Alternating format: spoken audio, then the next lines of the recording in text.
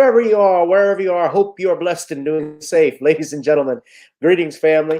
Of course, I'm tuning in. You see me without the glasses off today, but if you're looking for some opportunities, particular advertisement opportunities, then look no further at the link at the bottom to my email address. You can hit me up for advertisement opportunities. We are supporting and promoting your businesses here on this channel. You can also, if you would like to donate and subscribe to our Patreon, a link is at the bottom as well. So you have multiple ways in which you can advertise with the platform by emailing me when we go on do our live stream. You also have access to premium content, those that want to see premium content that you will not find here on YouTube or Facebook or Twitter, as I am suspended probably by now. You guys can check out the Patreon at link at the bottom. But advertisement opportunities, definitely email me, gavin.grich1@gmail.com for rates. And for the Patreon, it is the same as the YouTube channel. It is channel gboot2786. All right, I'll holla. Peace. Hi, I'm attorney Gavin M. Richard. Check out my latest book, The Commonwealth of Pennsylvania versus William H. Cosby Jr., The Destruction of Due Process in America. For approximately 2 years now, I have gone on a painstaking quest to investigate the rise and fall of an American icon, Bill Cosby. In the mid-1980s, there was not a star that was higher than Cosby. Advertisements with Coca-Cola, Jello, Kodak, along with the #1 television show for 5 straight years in a row. On Thursday nights, it was must-see TV on NBC. Cosby resurrected the genre of the traditional family sitcom that was once thought dead by television critics. He did this as a Black American with an all-Black cast and showed mainstream network executives in white America that it was possible to be successful without showing the worst in people. He also demonstrated the power that television had, as it can make younger people dream to be the best that they can be. However, like many celebrity stars, unfortunately, they all come crashing down, sometimes by their own fault, others not so much. In this book, I attempted to highlight certain things. We go in depth into both of his trials in 2017 and 2018, respectively. What if I told you that these criminal trials were politically motivated by an overzealous district attorney? Will you also be shocked to learn the attacks on Mr. Cosby did not start in 2014, but also in the 90s, not long after his attempted quest to purchase a major network? From where did all of these allegations of sexual misconduct come from? Were the accusers telling the truth? In the 2 years of research, with some help from others interested in learning the truth and facts about this case, we discussed both the legal reasons why his prosecution and trial were illegal, unwarranted, and also the possible personal motives as to why this may have occurred. Most importantly, we warn about the dangers of prejudice and why trial by social media, or mainstream media rather, should never be the norm. All this and more in The Commonwealth of Pennsylvania versus William H. Cosby Jr., The Destruction of Due Process in America. Available on Amazon this fall in Kindle and paperback format.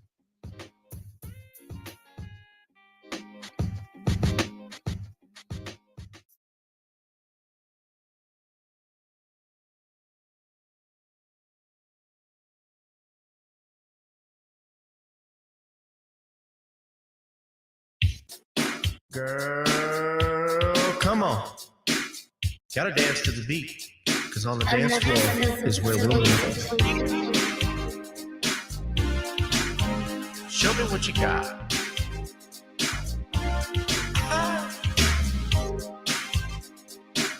Gotta feel the groove. Feel the groove, get on the floor. Get on the... Right now the party's wasted.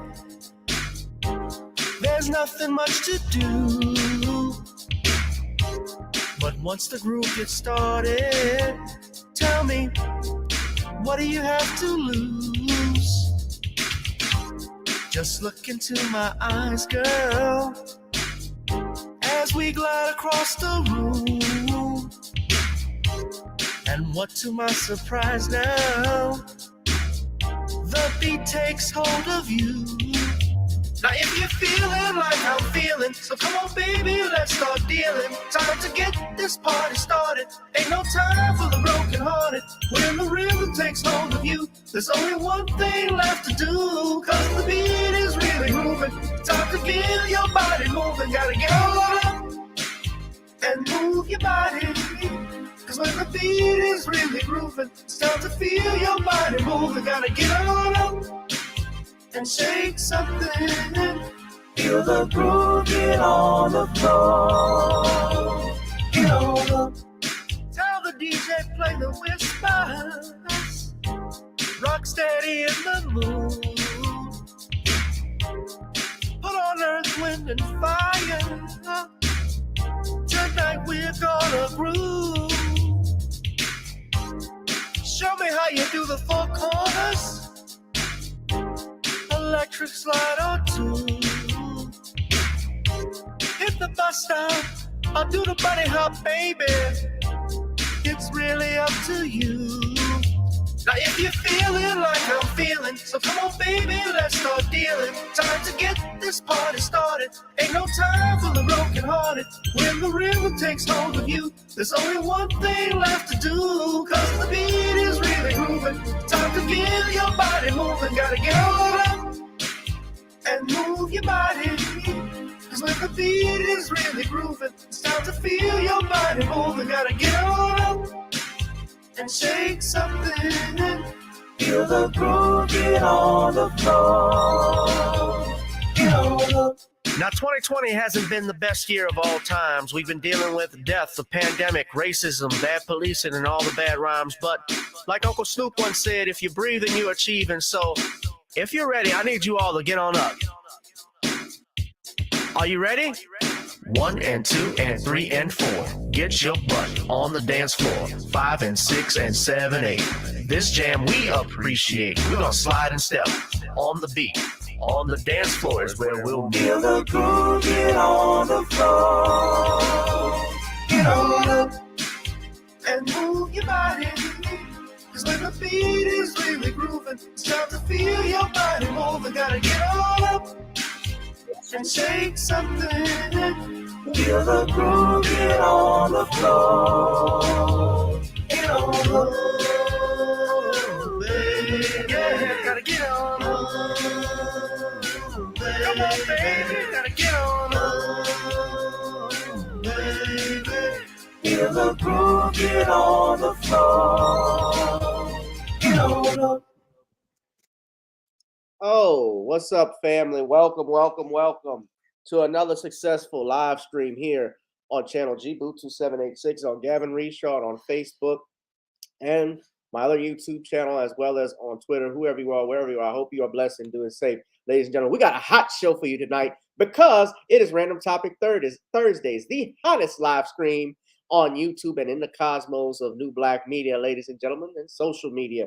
We also want to acknowledge, first off, that it is December 1st. So we're in the last month of 2022. Yes, Christmas time is here. So please give that spirit of giving by donating to the Cash App, the PayPal, Zelle, and Venmo at the bottom. As you know, our channel is not monetized, so we do this live stream every Tuesday, Thursday, and Sunday. So any support you can give would be great, ladies and gentlemen. Now, of course, I see one of my guests is coming back in. Every Thursday we do this.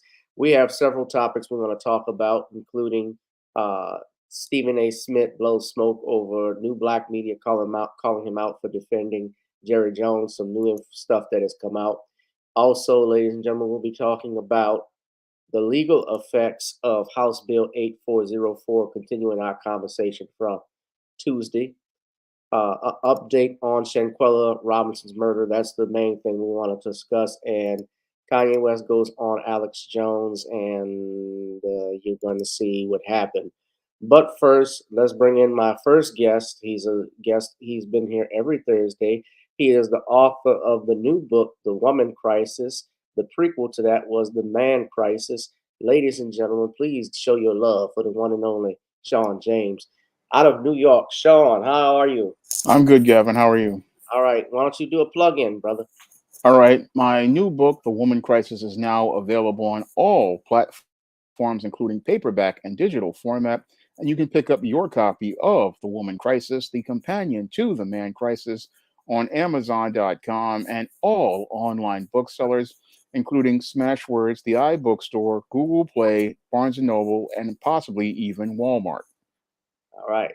Well, that's good. My brother's written over 80 books, so please buy one and support him because he's never had a vacation. And next, ladies and gentlemen, I need you all to rise. Oye, oye. The Honorable Judge Joe Brown has stepped in, our third guest, ladies and gentlemen. Judge, how are you? Judge is in the house. Hello, young folk. How are you? That's right. The judge is in the house, and we're going to be discussing a lot of the stuff main stuff that's going on, Judge. The judge is also running for mayor out in Memphis. The race starts next year, but of course, you got to get a head start on everything now because he's campaigning. Judge, and I know you've been busy. Want to tell us a little bit how the campaign has been going? Oh, it's been going great. The local press does not like me. In fact, they can't stand me because I stand for principle. They don't. So they try to shun me. In fact, it was kind of funny. They had a straw poll and they were trying to say, why would he even waste his time? He doesn't have a chance.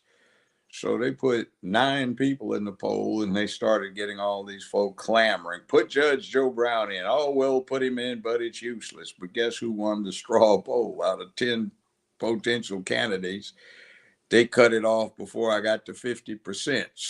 So I got 47%. The next somebody got 36, and the person they were pushing for didn't even get 1% out of the total. So there were about, well, it's pretty good sampling. There were about 12,000 votes cast in the thing. They tried to go on until it looked like I was going to get over 50%. And they cut it. But that just goes to show. The other thing is I've got a demonstrated performance record around here, delivering from the public. I do what I say I'm going to do, and I tell it like it is. So it may hurt somebody's feelings, but it turns out to be the right thing in the long term. I'm going to bring change in the police department around here, make the potholes go away, get energy for the city, bring in industry and trade, and make this place a mecca. So it is Yeah. what it is, and the rest of them, they just want to see what they can get. They want to hold the public office to get rich off of the position and enrich their cronies. So it's a case of whether they're directly exploiting or whether the people that own them are going to take care. So it is what it is, and you can get this if you go to my campaign website, which we opened up this week. There may be a glitch or two, but we're working on it. It's JJB2023.com. Judge Joe Brown 2023. JJB2023.com. And also, if you want some good barbecue sauce, I'm selling sauce in addition to delivering service. That's JJBBBQ.com. There you go. That is your campaign site, fighting for the future of Memphis. So y'all please support Judge. Judge, I take it you're running as an independent? Yeah, well, yes. It's an interesting thing. Some years ago, the local Democratic Party did not want to support local black candidates. They wanted to support white ones who tended to be Republican, but they wanted the black bloc vote for National Democratic Party business. So they passed some legislation so the city offices have to be nonpartisan. You can't have a primary or anything like that. So here you go, loop de loop. 2023, it will be nonpartisan for mayor. So they also have term limits of 2 terms. That's 8 years, and the current occupant has termed out. So this will be the first time in 40 years there's no incumbent. Now, this is the website. Judge, you've tried this. This is my Creole seasoning, Nani's Creole Blends.com. Try it on chicken, meat, or fish. Nani's goes great with every dish. We have a pop-up shop out here in New Orleans East, at NOLA Skyline Center, which is off Reed Boulevard. So any of my family that wants to try some seasoning, my family and I, my mom and my dad, who helped create Nani's, we're going to be doing a demonstration there on the 11th floor with a couple of other Black-owned businesses and entrepreneurs. So please, if you're in the New Orleans East area, come on out. I'm going to show the flyer for y'all tonight, so that way y'all can come out and support the fam, because we need more businesses. You know, I'm trying to do even more stuff with the seasoning blend. The Judge loves the seasoning. Shawn has it on his turkey burgers, so he loves it as well. So it is bomb burgers. And y'all also can get Judge's barbecue sauce. And I wait for it to come in the stores, but you can actually get it now online. Judge has it for sale. So I'll put a link to that in a minute. But first, guys, let's go into our topic, because I wanted to discuss this actually that was going on from Tuesday, because we had talked about Shanquella Robinson's murder that had taken place and the investigation into that. So I had stated and came on because I was reading an article that Shanquella, there had been an arrest made. However, some new information has come to light that I will share. Apparently, that was not the case. And I'm actually going to share an article. This is coming out of NBC's WCNC, where they report verified claims regarding Shanquella Robinson's murder. And I'm going to play that article right now so everyone can see it. As Shanquella Robinson's family continues to search for answers in the death of their daughter, some are claiming a suspect has been arrested in the case. The 25-year-old Charlotte woman mysteriously died while on vacation with a group of friends in Mexico. They've issued an arrest warrant for one of the people on the trip, but some articles are saying that person has been arrested. Wake Up Charlotte's Megan Bragg verifying these claims.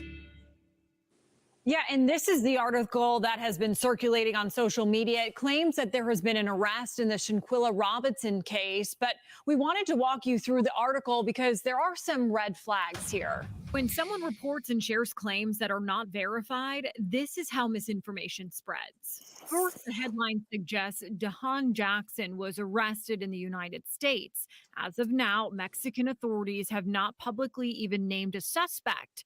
They have issued arrest warrants, but haven't said who the warrants are for.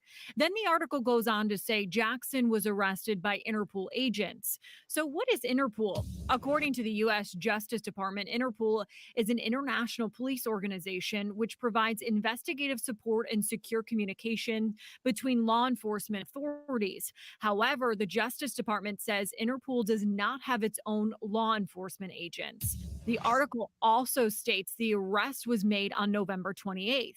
However, it does not give a time. It doesn't reveal exactly where Jackson was supposedly arrested or where she was booked. In the United States, when someone is arrested, they are usually booked into a detention facility, and that information is generally public and available for reporters to refer to in their stories. We also spoke with Shanquella Robinson's father. He tells us he has not been made aware of an arrest yet. The FBI also tells us this is an active and ongoing investigation. So we want to remind you to double check what you see online and on social media. Of course, if and when an arrest is made and we can confirm it, we will send you an alert through our WCNC mobile app. With your Verify, I'm Megan Bragg.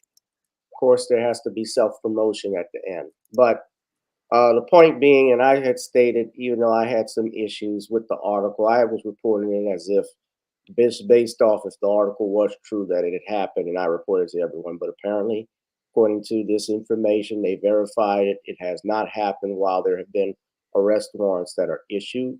So I'm willing to, as I stated, I reserve my right to retract what was being said Tuesday. And if I said anything that was misleading based off that information, I retracted and apologize. Although, well, let me give you a little assistance here about what you relied upon.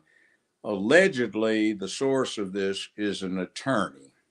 And that is way, way off the ethical scale. Right. Next thing, Dana and I, the real Dana, we do a show every Thursday. We just recorded ours today. We had a check done through NCIC, National Crime Information Center, and there is no arrest, not at this point. Right. Nor are there any outstanding warrants that are out there to be served here. It is ongoing an investigation, and it is a crime that was committed in a foreign jurisdiction. And for it to be prosecutable here in the United States, there would have to be an appropriate connection with some jurisdiction here. The feds, well, if this was something that was not spontaneous, then they might have grounds to try and go against somebody here. And then there is a mishmash of things about whether or not there is some priority given to the foreign prosecution first, or if somebody is found in America and somebody claims jurisdiction here, whether they can go after that first. I would say patience, Padawan. Patience is a great virtue. And if there is any American jurisdiction here that might develop, what we are seeing is not going very far toward making it easy to get a fair and impartial jury. Yeah. Try the matter. So, well, and I did know, happens. right, and I did note for the record, I was having my issues even with this article, as you could see, because there's no name on it. It just says Metropolimix Investigations. Who is this? And you say it was supposedly an attorney.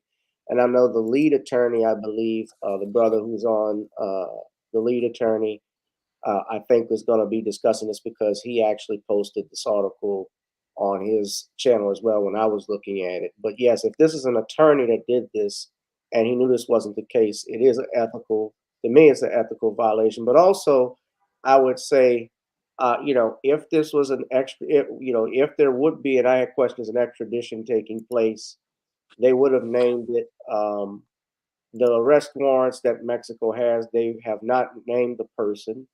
So it's important, obviously, to make sure everything is correct.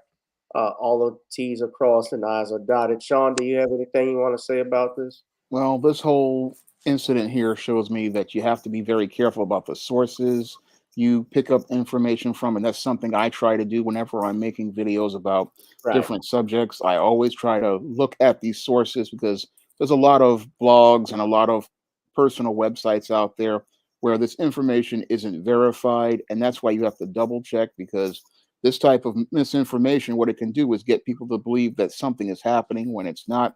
So whenever you're out here, you always double and triple check. Whenever I do videos, sometimes I'll go to 2 or 3 different official sources to find out if this is accurate, because people will send me information from some of these questionable sites like this, and I will go to an official site sometimes and I'll find out completely different information. And you have to really double and triple check, because a lot of times you get guys out here, they're looking to get views, they're looking to get their name out there, and you could wind up losing your reputation if you go out here and post information from one of these sources. Yes, and I stated on Tuesday, I said I will reserve my right because I did not see, and I pointed this out in the video and everyone could verify, I didn't see anything from CNN or NBC or CBS, a reliable source that would confirm what this person was saying was true. So he took obviously a story. This is what I get about the arrest warrants being issued and then saying this person was arrested. But it's a process, and Judge knows when you're trying to extradite a person to another country, which is why the feds are talking with Mexico right now about it. And there may be charges here in the United States because, and Judge, you notice, if there was some type of criminal conspiracy that they intentionally wanted to commit murder on a person and they conspired and they solicited, if that is true, and I'm just saying if, that in and of itself is a crime. Now they would have to. Oh yes, I mean, but they'd have to show that the intent arose here in the United States. Right. By the way, this video that you're looking at, forensically, it is perhaps demonstrating how the fatal injuries were acquired. You notice the spinal injuries.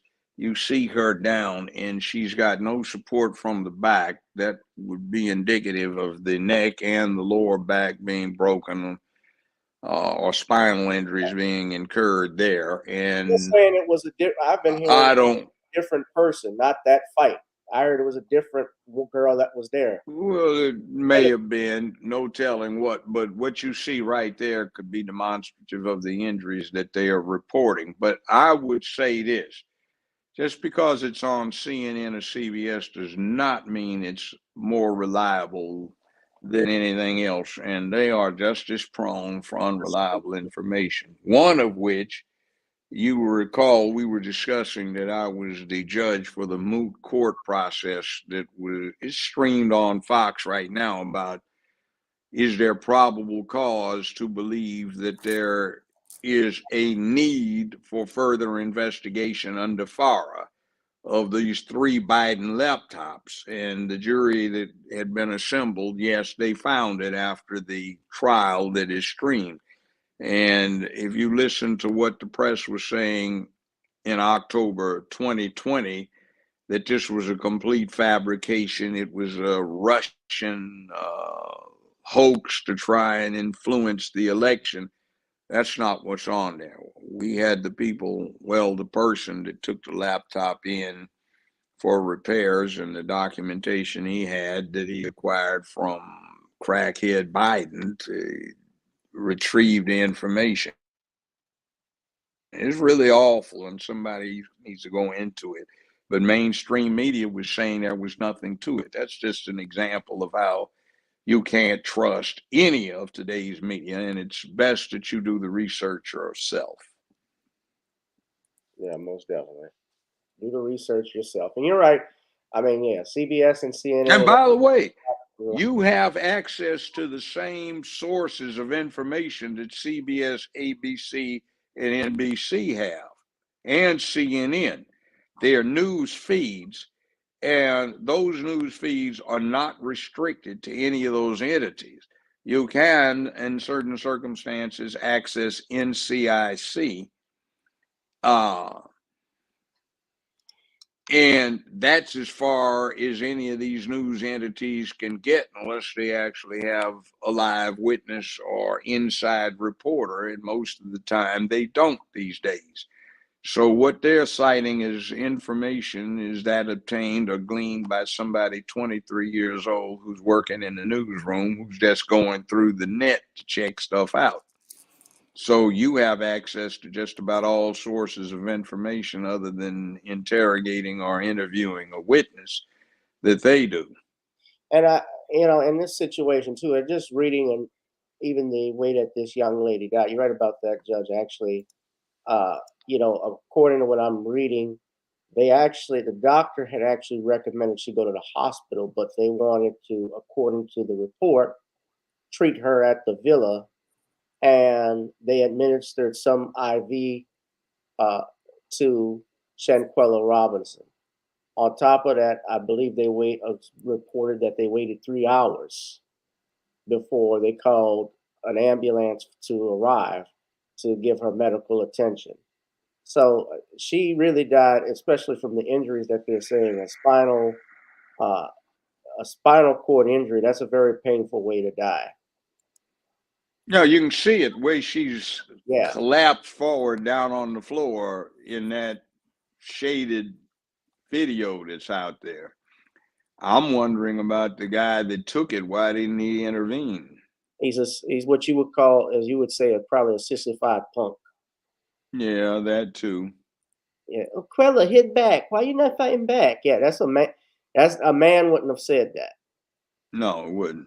And yeah, but then again, I got jumped by some local members of the Young Democrats, the feminist component. They were upset when I said that men should intervene and protect women.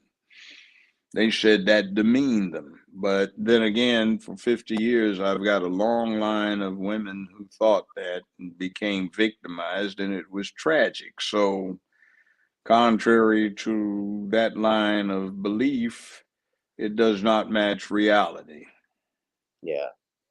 And Gordon, Short of being armed, there's not much most women can do against a determined attack by a man, assuming the man abdicates his responsibility to protect the woman. And as we see here, even women can potentially do fatal damage to each other if that's what actually happened. oh yeah. I mean, I've represented a lot of domestic violence clients, and there's a good number that's women. A lot of them, a lot of people don't want to say this, but some of them are started by women. But we ignore that. We think that, a man in no circumstance is supposed to ever touch a woman. But there have been instances where a woman can use that to her advantage and actually can be lethal. Oh, yeah. And I call it the girl-rilla syndrome. And that's what it happened here. Yeah. Yeah. Y'all hit that like, share, and subscribe button, ladies and gentlemen. Hit that like, share, and subscribe button. We're hot and heavy here on YouTube. I was waiting for the pastor to come in to talk about another topic, but I'll move on till he comes in. I want to ask you about this. This happened today. So Kanye West went on Alex Jones, and I saw it was trending. I didn't know what was going on, and I saw a clip of the video. Did you watch it, Judge? Did you and Dana talk about it? I didn't watch it. I'm into this thing of, even if you find what somebody says is objectionable, free speech would dictate that it be heard. If you don't like it, don't try to suppress it or censor it. Counter it with other speech. That's the way we do things here. Right. Well, I will play what happened. So, I mean, what did he supposedly say that was so offensive, or was it offensive, or what? Basically, he says he loves Hitler. And I have to play, and I want to say for context. Before you go there, what about the fact that the United States is supporting Ukraine? Ukraine harbored more people that should have been prosecuted in the Nuremberg trials for war crimes and crimes against humanity after World War II than any other place. Ukraine furnished huge numbers of volunteers for the Waffen-SS and the Gestapo during World War II, and I think outside of Nazi Germany, they're responsible for rounding up more vagabonds, homosexuals, Jews, gypsies, and sending them to extermination camps than anywhere else. But since the Soviet Union reclaimed this part of its territory after the World War II, Stalin wasn't allowing any prosecutions. So you still have a nascent Nazi population that is resurgent, very resurgent. And we are supporting that, which is bad. I mean, what are we supposed to be talking about? It's good in one sense and bad in another. That's not good. Well, I get what you're saying. No, we can't be cherry picking stuff, but I mean, he really didn't. It's bad what happened. So if you're upset about it, you might want to ask why we are in Ukraine. But let me play it. Let me be clear. I didn't see the whole interview, so I hate when things are put in place where you only see a clip, because I want to hear context. But even when it comes, if you're saying something good with Hitler, it's just not. It's not going to go great. But let me just play it, because even Alex Jones was watching. So that's right. You're not Hitler. You're not a Nazi. You don't deserve to be called that and demonized. Well, I see good things about Hitler also. The Jew, I love everyone. I'm done with the classifications. Every human being has something of value that they brought to the table, especially Hitler.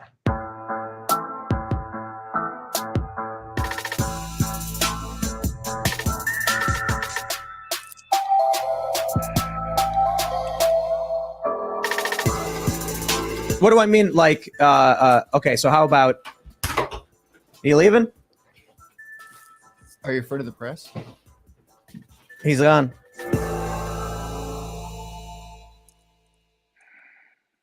So that, okay. And from what I was reading too, Alex Jones, who was there, was trying to even get him to clean up what he had said. And I actually have that video as well. If I can get a second. But so that's what happened, and everybody is all, is upset. And I understand what you're saying, Judge, because all I'm saying is free speech. It may be wrong, it may be detestable, but the point I'm saying is it's a worse offense to censor speech. Why does he look like a GI than it is to say something offensive? Well, the mask on, maybe he's supposed to be playing this role of, when they have somebody speaking remotely, they put the mask on so you can't see who it is. And I don't know. He's an entertainer. That a demon. Yeah, he is an entertainer. And entertainers devote their whole adult lives to make believe. Now, you're dealing with news reporting commentary, that's somewhat different. But when you are an entertainer, that's one of the problems we have that we don't even realize. The average member of the public, or too many members of the average public type, are out there modeling themselves on adults who have spent their entire adult lives on childlike fantasy and make-believe. So what do you expect? The whole thing's way wrong, but I'm not going to restrict his speech to say it, because when you do that, there is fallout, and anybody's speech declared by anybody to be offensive is subject to suppression. So it's not right, but I would take it a step further. I mean, actions of people that have been even more oppressive, and they don't lose their bank accounts, like David Duke.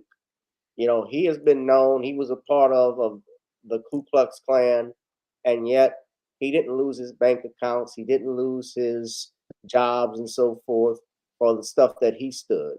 So we cherry pick stuff and we like stuff, but things like this, of course, is shocking. And Kanye, I get that is a celebrity, but he has a large following. People actually listen to it. People look up to him. Kids look up to him. I don't really care to look up to him, but that's the thing. But I want to play the rest of the video. Well, I see good things about Hitler also. I love everyone, and Jewish people are not going to tell me you can love, us, and you can love what we're doing to you with the contracts, and you can love what we're pushing with the pornography. But this guy that invented highways, invented the very microphone that I use as a musician, you can't say out loud that this person ever did anything good, and I'm done with that. I'm done with the classifications. Every human being has something of value that they brought to the table, especially Hitler. How about that one? Ari Emanuel, how you like that one? Hey, Ron, you gonna do anything to fix Chicago? They want to separate and confuse the Christians and make us afraid to stand next to each other. A Christian can stand next to anyone. We can go visit R. Kelly in prison. We can go talk to Harvey Weinstein. That's what Jesus did. Yes, because Jesus can save everyone. But if the Zionists can get us so afraid that they're going to do what they've been doing to me, attempting to put me in jail, freeze my accounts, smearing me on the media, all of these things, you put on the whole armor of God and they will not be able to break your spirit. Forms amazing. But I mean, I don't think Hitler was a good guy. I get the Hugo Boss uniforms, amazing.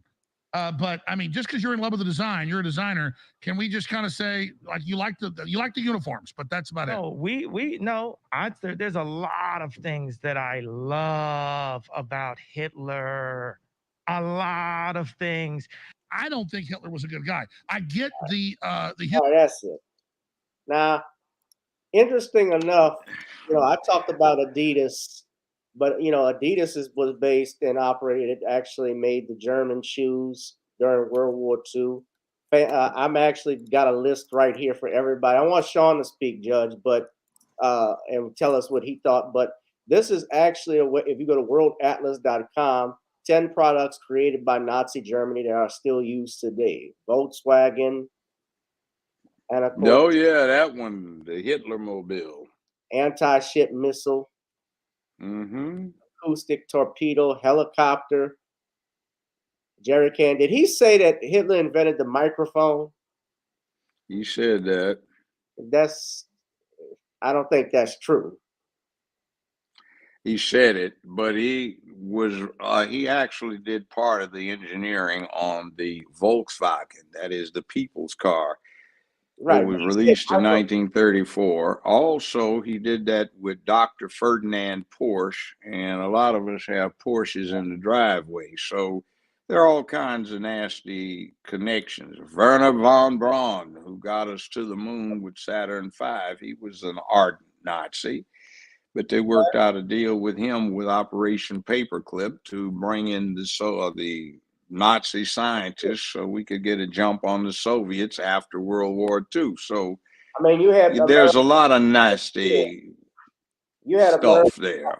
You had American financiers here that financed Hitler, the Nazi Germany. I mean, Fritz Dietz. Well, let's not talk about Hitler. Let's get closer to home. Every time I went in the civil courthouse here in Memphis, you'd have to pass by a statue of Andrew Jackson. Yeah. Andrew Jackson used to take great sport in rounding up Seminole Indian women and children who were, to an extent, half mixed with runaway slaves.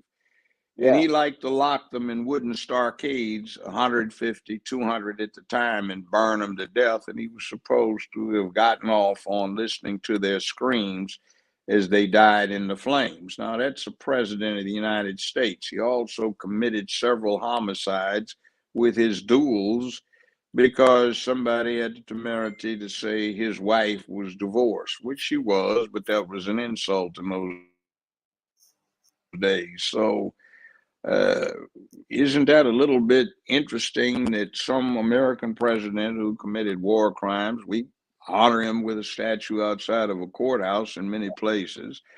Look at George Washington, Thomas Jefferson, and all of the slave owners and what that entailed. And we still have them on American money, currency bills. And it's kind of sort of, I get offended because I'm a man and people call me toxic for being a man. That offends me too. But I'm not going to suppress anybody's right to say it. I don't think what Kanye did was savory, but there is the First Amendment, and I think the First Amendment is far more important than anybody's feelings. And basically, the best thing to do is to be checking on what he's saying and say how stupid this sounds and why he's incorrect, but not what you're basically saying is don't silence the man. Yeah, don't ruin the First Amendment because you don't like what somebody says. Yeah, but that was just, but that's. And a whole lot of things were said to have been said to me on jobs by people about race, religion, and other things, or self, and I find them extremely offensive, but they have their right to say it. Yeah, I mean, Klansmen have their right to say what they want, but of course, that's not, we check them on that shit. So I do want to get Shawn's opinion on what you just witnessed. Shawn, what did you think? Well, I respect Kanye West's right to free speech and say what he wants. And he can go out here and say whatever he wants, but I can just let him go on and say whatever he feels like saying. But I don't have to even go and support this man. I mean, as I see it, your Kanye West is basically showing the world that he is not about supporting Black people and he's not about helping out black people because he's at the side of white supremacists, and he's out here making statements about Hitler. And that just basically shows me Yeah. he is not for us. So he can say whatever he wants, but our actions have to be leaving him alone and leaving him to the tender mercies of the white supremacists he wants to support.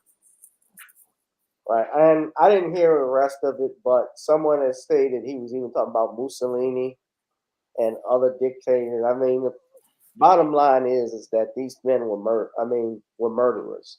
Now, yes, in the United States, our presidents, as judges pointed out, they owned slaves. Andrew Jackson was notorious for the Trail of Tears with the Native Americans, and also what he did with slaves. You know, I even just I massacred. lost an ancestor on that. I lost two ancestors on that Trail of Tears. And we have, so it's personal to me. We have streets in Louisiana, although they changed some of them. But like, for instance, if you go out in St. Bernard Parish here in New Orleans, which is a few miles south from here, they got streets named after Judge Perez. Judge Perez was one of the most notorious racists and segregationists in the state. We always honoring people, and it's true because human beings are flawed.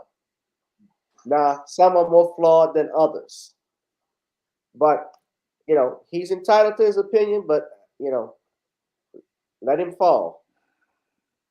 Yeah, but then again, speaking of things, don't our feelings count when we look at what our ancestors had to endure and how our particular country glorifies a lot of the people that did those things to our ancestors, and nobody seems to give much of a damn about them. Yeah, sure. Meanwhile, I got to go answer the front door. Hold on, I'll be right. The judge is muted, so judge is gonna answer the front door. He hears his dog barking. Oh, damn, dog! Just stop all this shit. I'm doing a damn show, and you coming up here delivering the package from UPS. I hope it's the cone for my mustache. I wanted to get that out before he came back.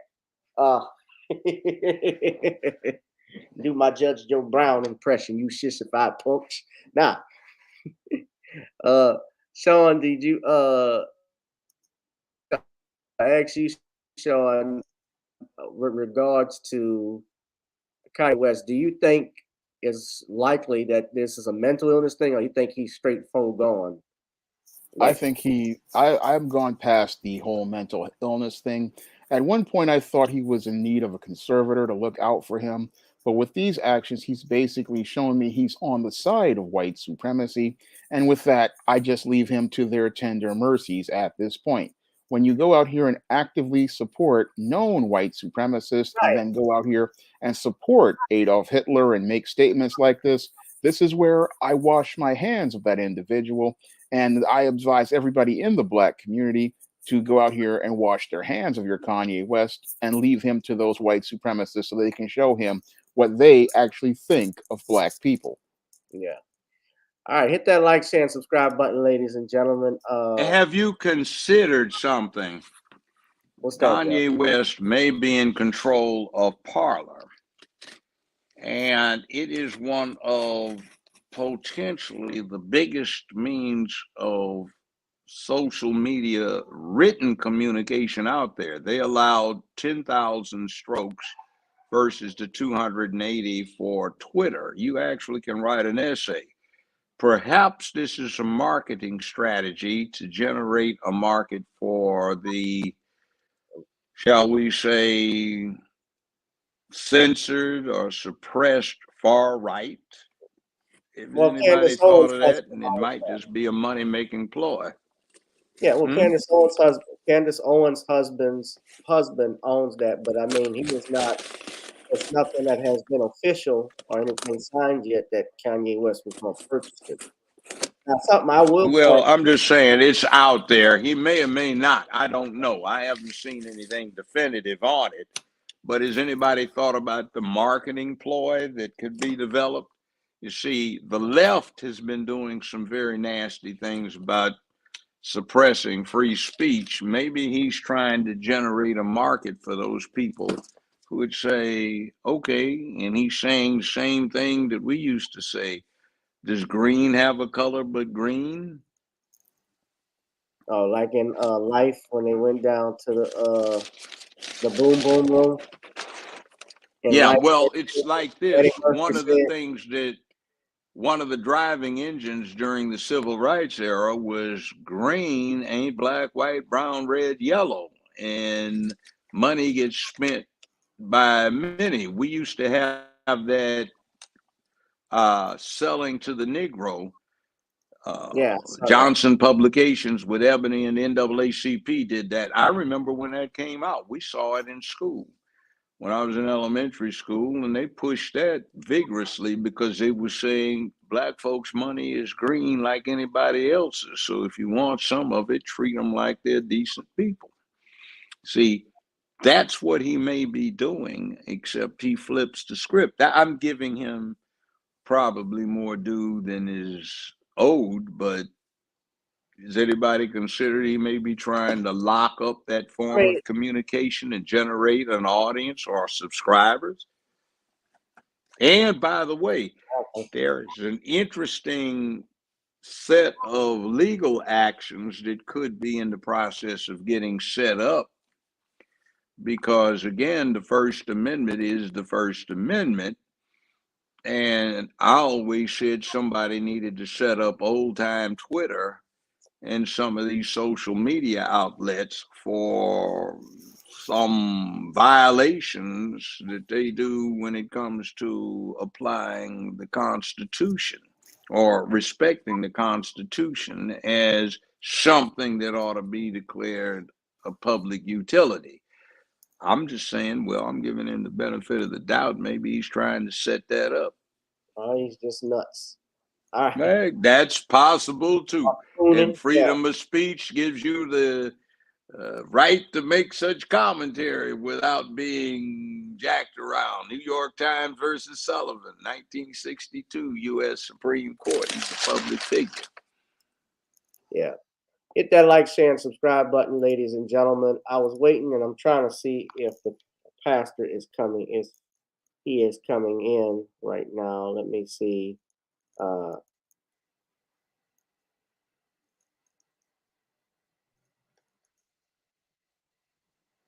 But we're going to go ahead. I'm going to move on to my next topic.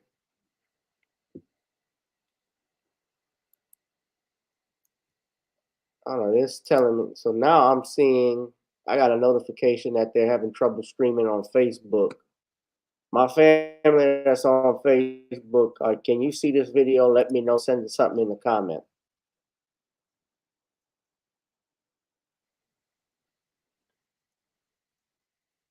I don't know what's going on.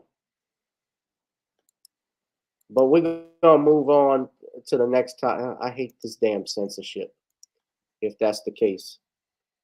But I want to go and move on another topic. I wanted to talk about Stephen A. Smith blows spoke over new black media call him out for defending Jerry Jones. Now, I want to show a video that happened earlier today. Earlier today, LeBron James had a question for the media about the lack of questions over the Jerry Jones photo. So I'm going to go ahead and play this right quick, so everybody can see this, because it relates to Stephen A. Smith. And I'm seeing that my guest is in the queue, but I don't know if he's came in. Let me just ask him.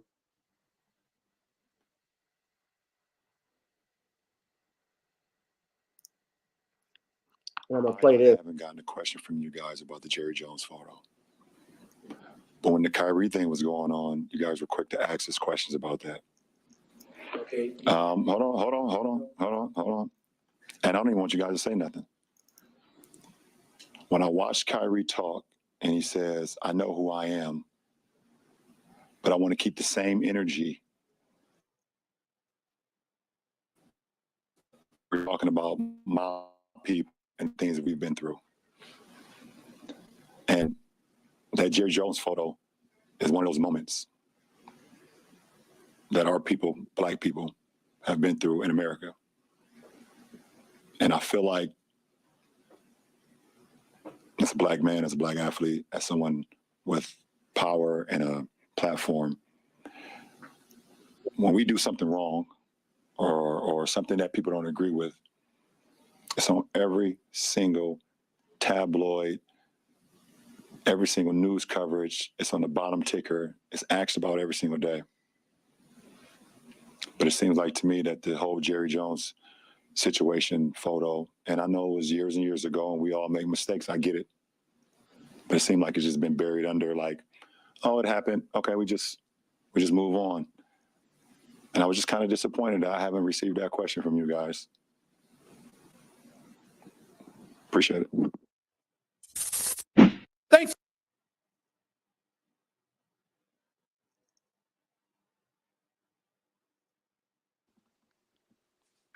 Let me say something about that, if I might. You guys there? Yeah, we're here. Right down 5 blocks away, approximately, from where that photo was taken long ago, I appeared in front of the Arkansas Supreme Court, and I was successful in my defense of a kid that was supposedly 13 years old when he committed a series of offenses that when he was 15 years and 2 weeks old,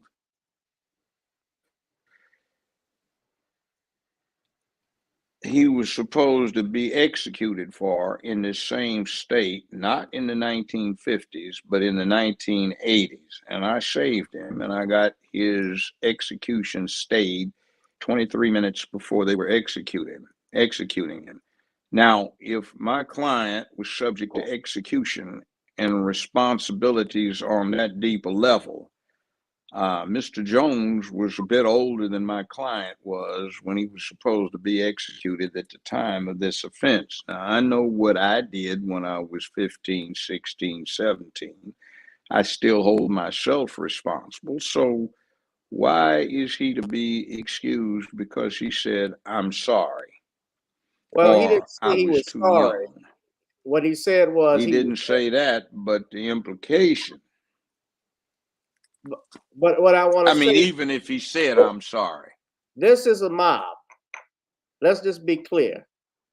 These 3 Black boys that were trying to get into, I think this was North Little Rock School, which was not that far from the Little Rock High School, with the 9 students, Black students that tried to get into Little Rock 9. They are met with a mob, and you can see here, you see even a so-called teenager kid got a cigarette in his mouth, approaching them, stopping them from getting into the school. And Jerry Jones, as a 14-year-old, is sitting here. And my thing is that, Judge, you're right. But remember, and the problem when you have a Stephen A. Smith defending, and I'm going to play a little clip of that, defending Jerry Jones. And he tried to say he wasn't on his podcast, but he was. Remember, Emmett Till, George Stimmey Jr., the Scottsboro boys who were much younger or even at the age of Jerry Jones didn't get that benefit. Our Black boys, when they are around trouble in any way, shape, or form, even if they didn't do it, they are considered guilty by association. And, Jerry Jones, was standing there in the middle of a mob. Judge, you're muted. You're muted. I don't think he needs a free ride either. And by the way, when the young man made an offensive statement to somebody, they said he had to be castigated because people might not show up for the league games. Well, guess what? While we whoopee, we can do the same thing too. Let them feel a little economic pain, but are we going to stop watching the Cowboys?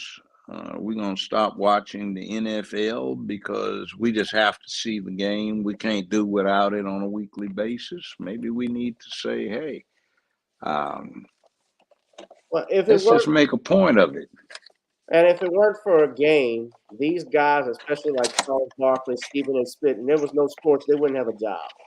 But I want to play this clip from earlier today because Stephen A. Smith, and I see my guest is in the queue, and I'm gonna let you in a little bit, but Stephen A. Smith responded to LeBron James's question, and I'm gonna play a clip of it because he's gotten backlash. So now I think he's trying to get into everybody's black graces. But watch this. There's plenty of other things to jump on Jerry Jones about. You ain't never hired a black coach. You didn't stand up for Colin Kaepernick and his rights as an American citizen to do what he did. You didn't speak out initially. You were actually hiding when it came to social justice issues, Jerry Jones. Jerry Jones would tell you, I told him that. Where you at? I don't give a damn what you say. Say something. You got to speak up. You can't be quiet. I want to go on a photo. You got to have more evidence than that. What you pointed to is more evidence. Now let's get to LeBron, because I want everybody to understand. I can't applaud LeBron enough for what he said. I 1000% agree with LeBron James, because that wasn't about Jerry Jones. If you're listening, as my man Joe Madison, the Black Eagle on Urban View Radio would say every morning, that was, you got to listen with the third ear. Not a man. What LeBron was talking about was, where's the intensity? You ask Kyrie these questions, you bombard him one point after another after another. But what LeBron was talking about is unavoidable. The media. Trump says something. They asked LeBron about it. They asked LeBron about the presidential campaign when Trump was running against Hillary Rodham Clinton. LeBron James has been subjected to question after question after question. But suddenly when it came to Jerry Jones, you didn't ask? Because I assure you, if I was in that press room, I would have asked LeBron about that. He wasn't asked that question. And he had waited, and he had to bring up the subject to a media in the year 2022, gives credence and buffers the argument that Kyrie Irving was making when Kyrie said, where's the intensity when our people's going through stuff, when we've been afflicted? Y'all gonna have the same momentum? Stephen A. Smith wasn't gonna ask LeBron that damn question. This was 5 days I'm pretty ago. This is pissed what he off. said. And let me say this. I'm pissed off, but not for reasons that people would think. I'm very, very fond of Jerry Jones, and I'm not hiding that from anybody. Is his record perfect? No. But I'm pissed off because he doesn't deserve what just happened. Now, I played this video before. I'm not going to waste too much time on it, but basically he was talking about, to paraphrase everything, that photo we saw earlier, he didn't deserve to what happened, and that this was over 67 years ago. You want to go down this road? Well, the thing is, Stephen A., we've already been down that road. They did it a la Bill Cosby.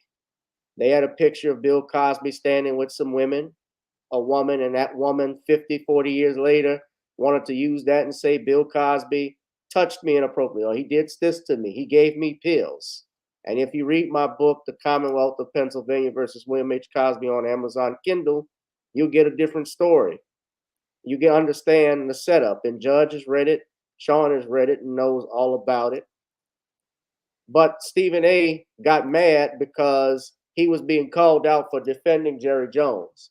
And if you look at our brother, go to brother Professor Black Troop's page, that is a must listen to for 27 minutes. He talks about this rant because even in his description on Apple Podcasts, he says Stephen A. seeds about the backlash he received from the Black community following his reaction to a 1957 photo of Dallas Cowboys owner Jerry Jones standing in a crowd of white students blocking 6 Black students from entering North Little Rock High School in Arkansas.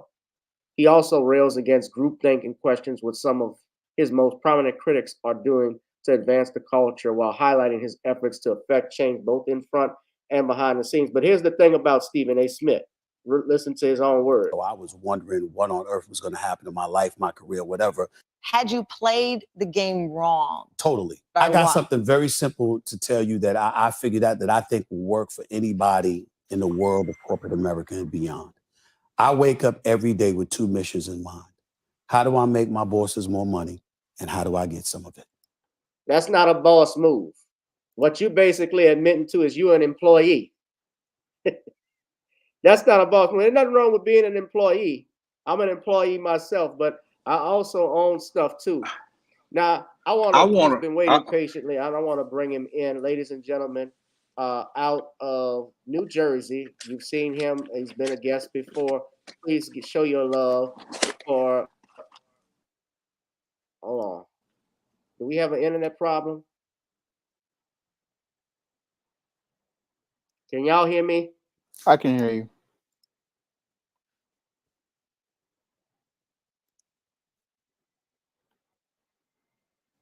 I hear you.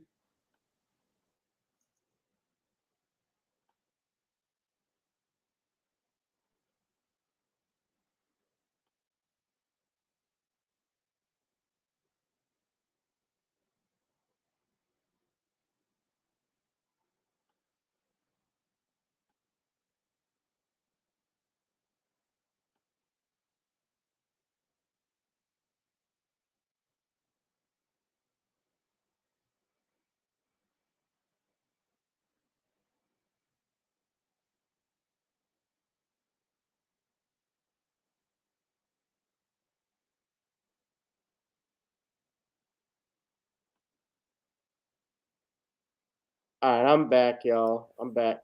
And we got on Reverend Bernard Childress. Shout out to you, Pastor. Thank you for coming in. I know he's grading papers. And I thank you, my friend, for coming on.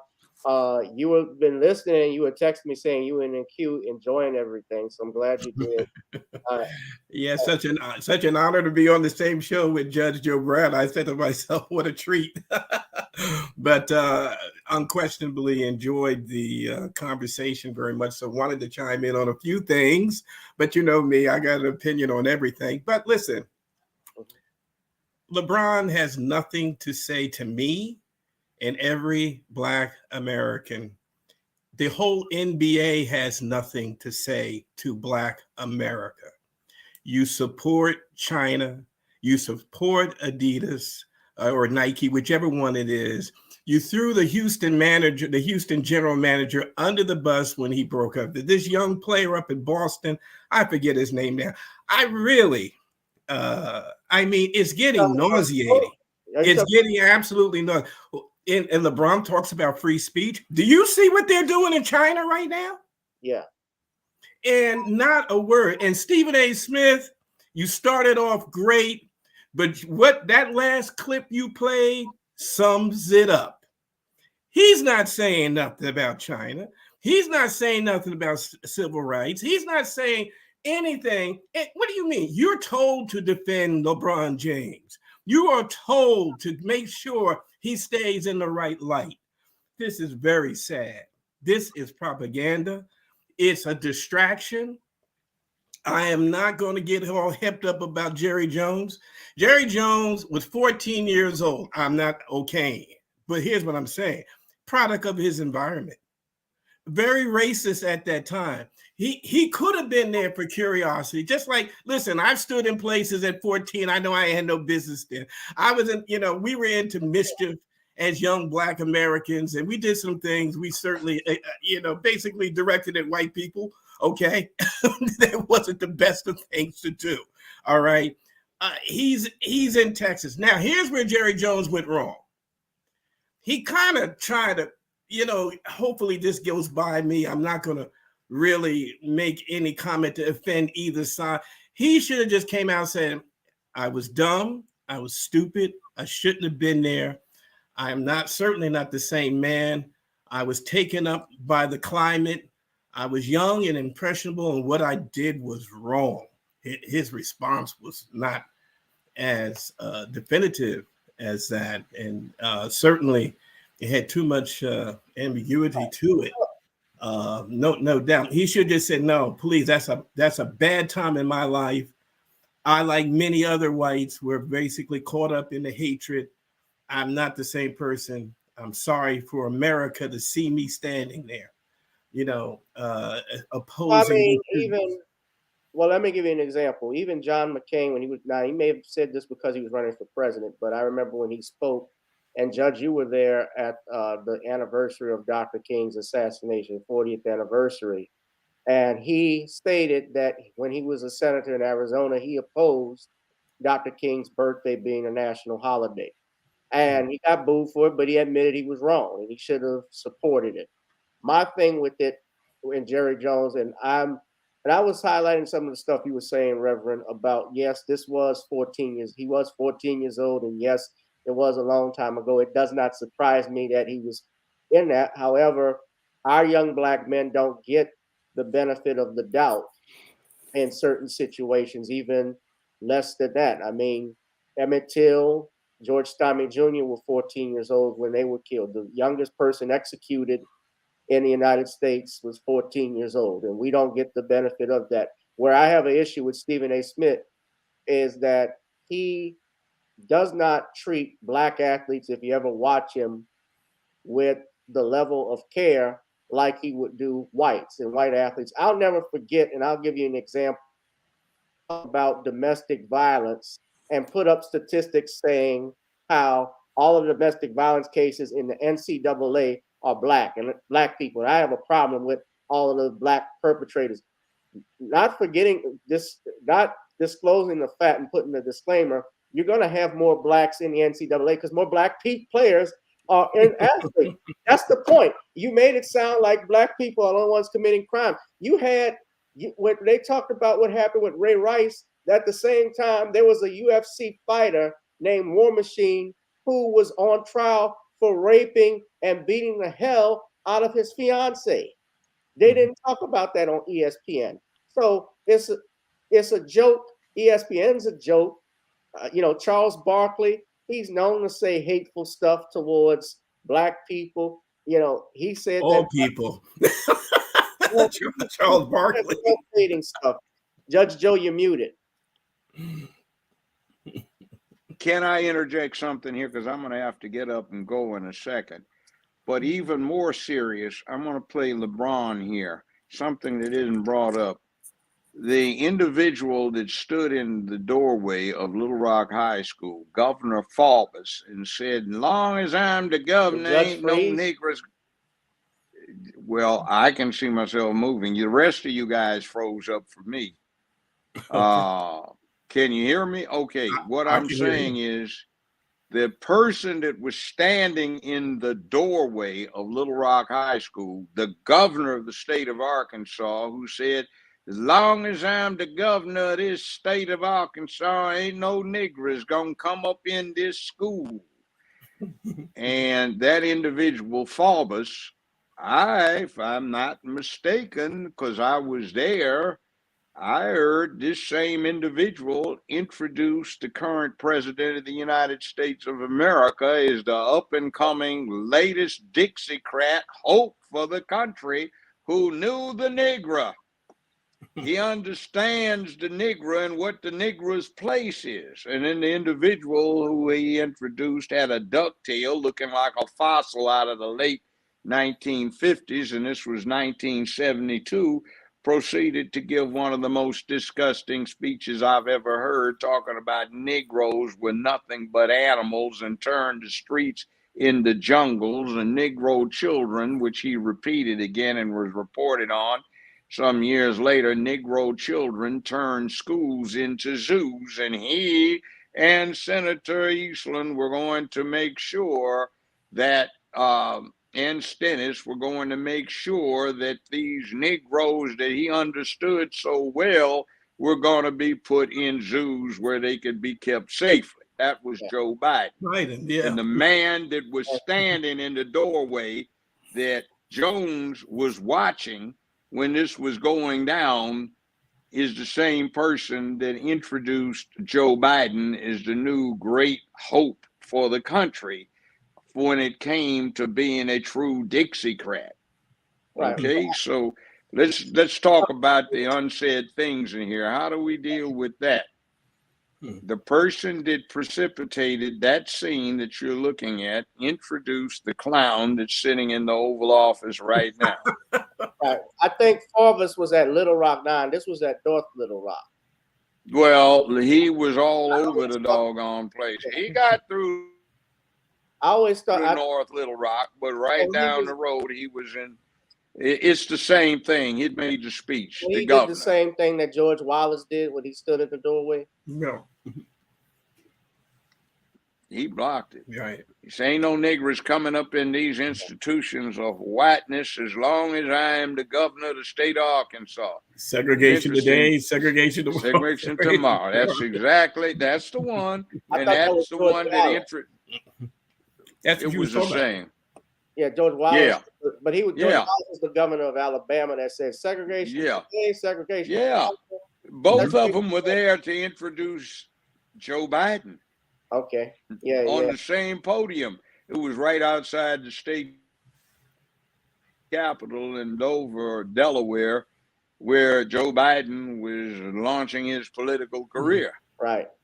And I think another point too, to you, Reverend, I mentioned as well, if you ever watched Stephen A. Smith, how he attacked Kyrie Irving about the jab and also what he did recently with sharing the link, that's why I say he's a joke. But he admitted it in that interview. He's there to make his bosses X amount of dollars more, as much as he can, and him to get a piece of it. And he's basically doing what they said do. And I say the same thing. I don't know about everybody's position on it, but there's no question. Same thing with Bishop T.D. Jakes. Same thing. Unfortunately, it didn't start out that way, though. It didn't start out that way. But when he was out in front of that, and then the same day I saw Whoopi Goldberg in East Orange, New Jersey, at a ShopRite, telling people to get vaccinated, this, that, and the other, trying to sell it to them. It was hideous. But I like Stephen A. Smith when he first came up, but he's definitely in the corral now, and that's sad. They have the New World Order has their people basically both sides, and they're getting their agenda across through these people with platforms. And LeBron admitted, he says, I have a certain influence, I have a platform, but he used that platform basically to get back to the race difference, the race issues that we have in this country. Even though I do agree, I understand what he was saying, but you are a hypocrite. I am sorry. You are a big hypocrite, and I think you've done African Americans a disservice by your hypocrisy. Well, LeBron, he falls every now and then. Yeah, some stuff I don't. China's too big. No, China's too big. It's like what we said yesterday. Broken clock can get the time right at least twice in a day, is what I'm for. And I agree with Joe Brown on Kanye. Kanye is not that dumb. All right. There's some type of marketing that's going on here. Kanye knows he's a master of the language. He can sound stupid when he wants to. And he can, let me tell you something, he can bring out some points that are very clear, that are true, and very precise. I think it's marketing. I think, listen, and from what I hear, he didn't want those contracts anyway. He wants to do it again his way. He said, 500 million? Listen, I can't spend that in a lifetime. It was so funny. But anyway, he's saying, so what? It's $2 billion. He said, I'm going to have things my way. Well, he's willing to take the losses. And right now, after that interview, I didn't hear that interview prior.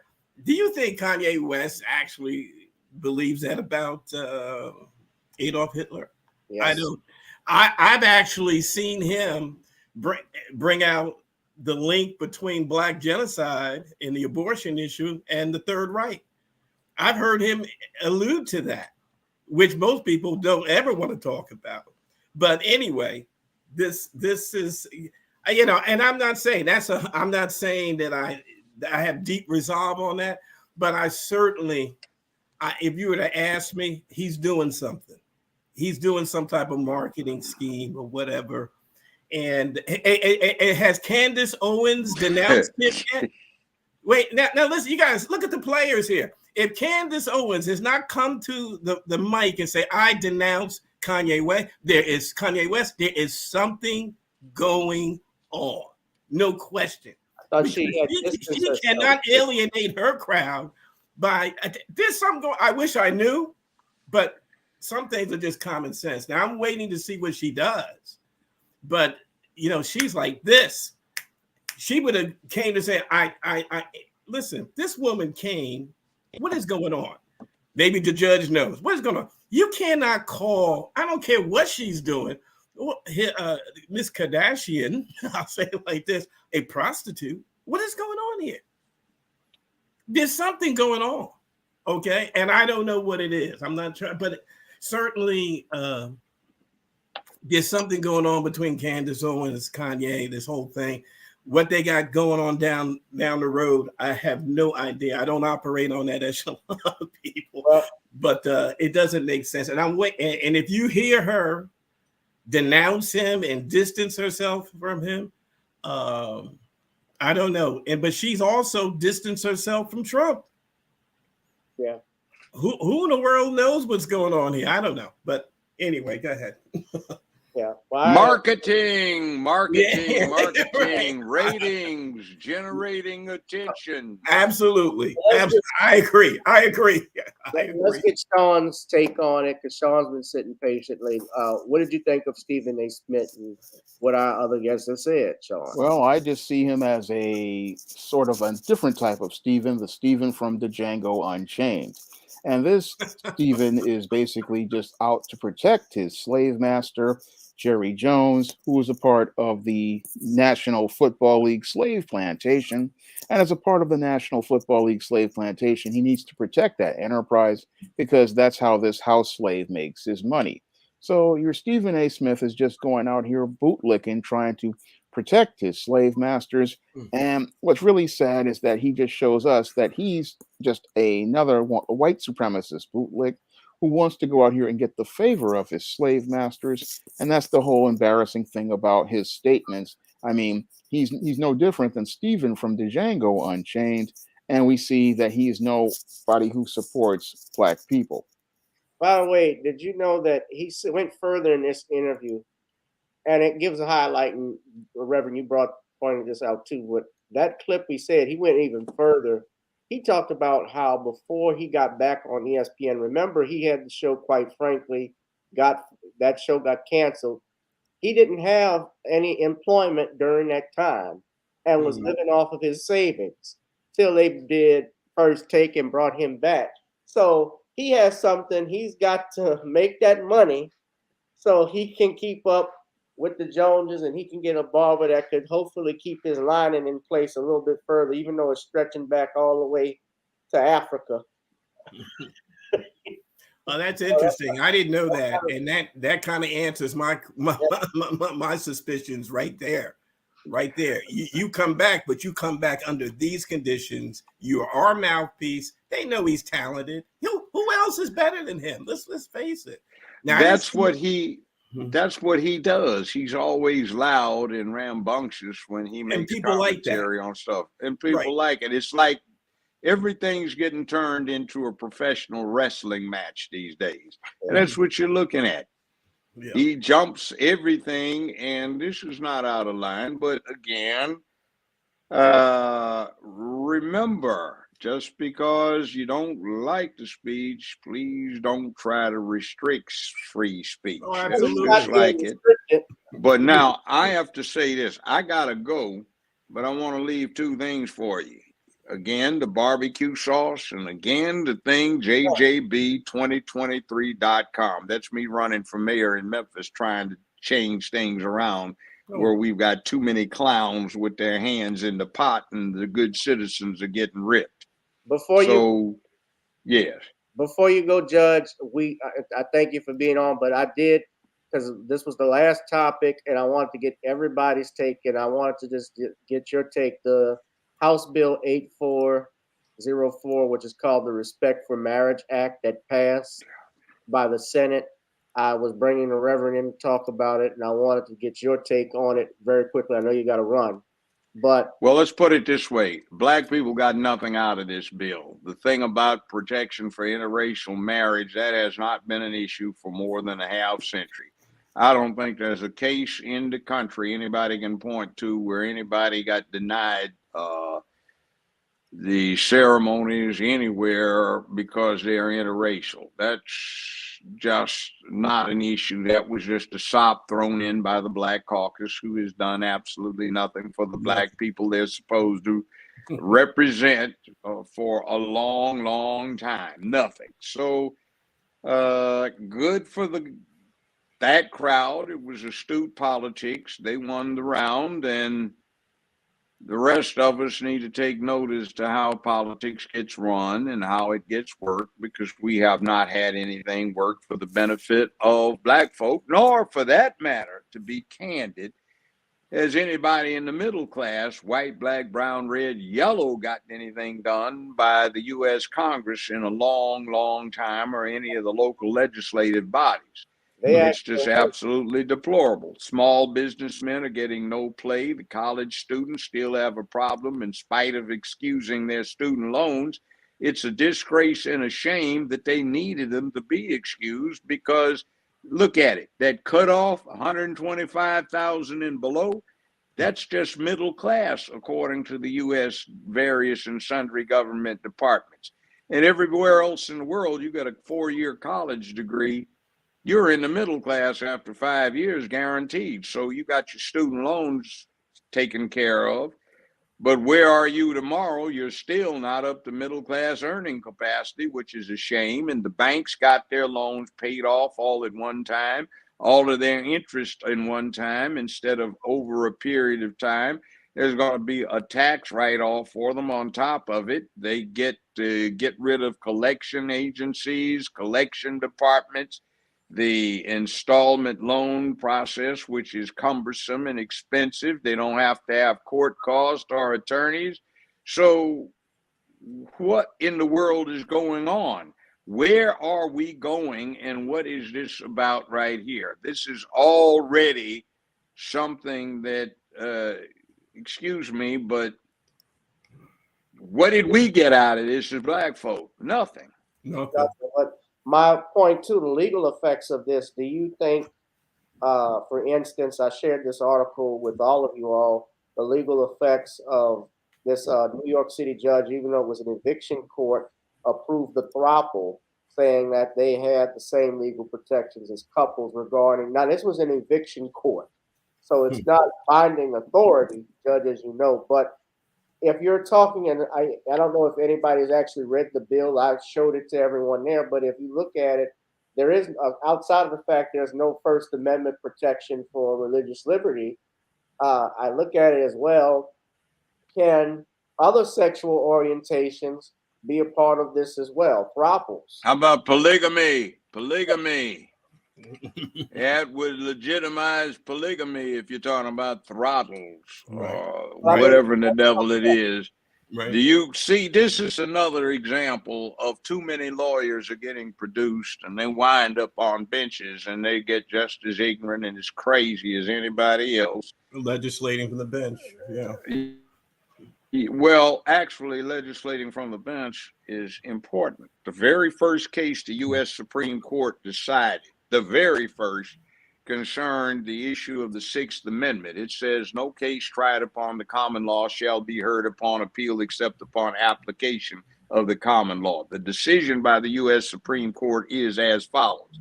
All law in the United States is common law until it is superseded by statutory rule, regulation, law, or ordinance. What is the common law? Quote, the common law is that body of judge-made law based on tradition, precedent, and the evolving conditions of society, unquote.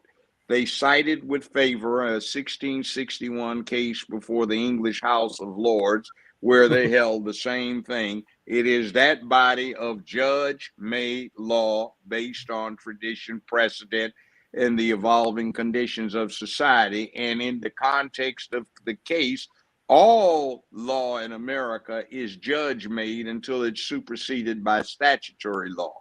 So that is just a myth that some folk on the far right who operate out of ignorance do not understand when you talk about judge-made law. Like, for example, I wrote the pattern jury instruction on reasonable doubt for the state of Tennessee. That was common law. That was judge-made law. I wrote the one on witness identification for the state. It wasn't passed as an act of the legislative body. It was something I propounded in terms of promulgating the charges for a jury, because I didn't like the standard pattern jury instructions. So they took it up on appeal, and the state Supreme Court says, acknowledged this is not the standard pattern jury instruction. However, Judge Joseph Brown of Memphis, Tennessee, wrote his own charge, and we hereby adopt it for the future as the pattern jury instruction. So, la-di-da-di-dee. That is judge-made law.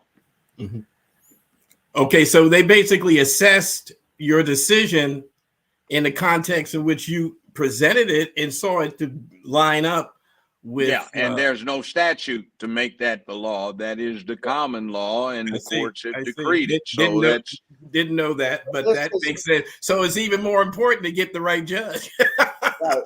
And this law that is passed in the Congress and signed, as you know, the supremacy clause, federal law trumps state law. But still, do you think there's a possibility this law could still be struck down? Because the Defense of Marriage Act was struck down back at part of it in 2012 and then finally in 2015.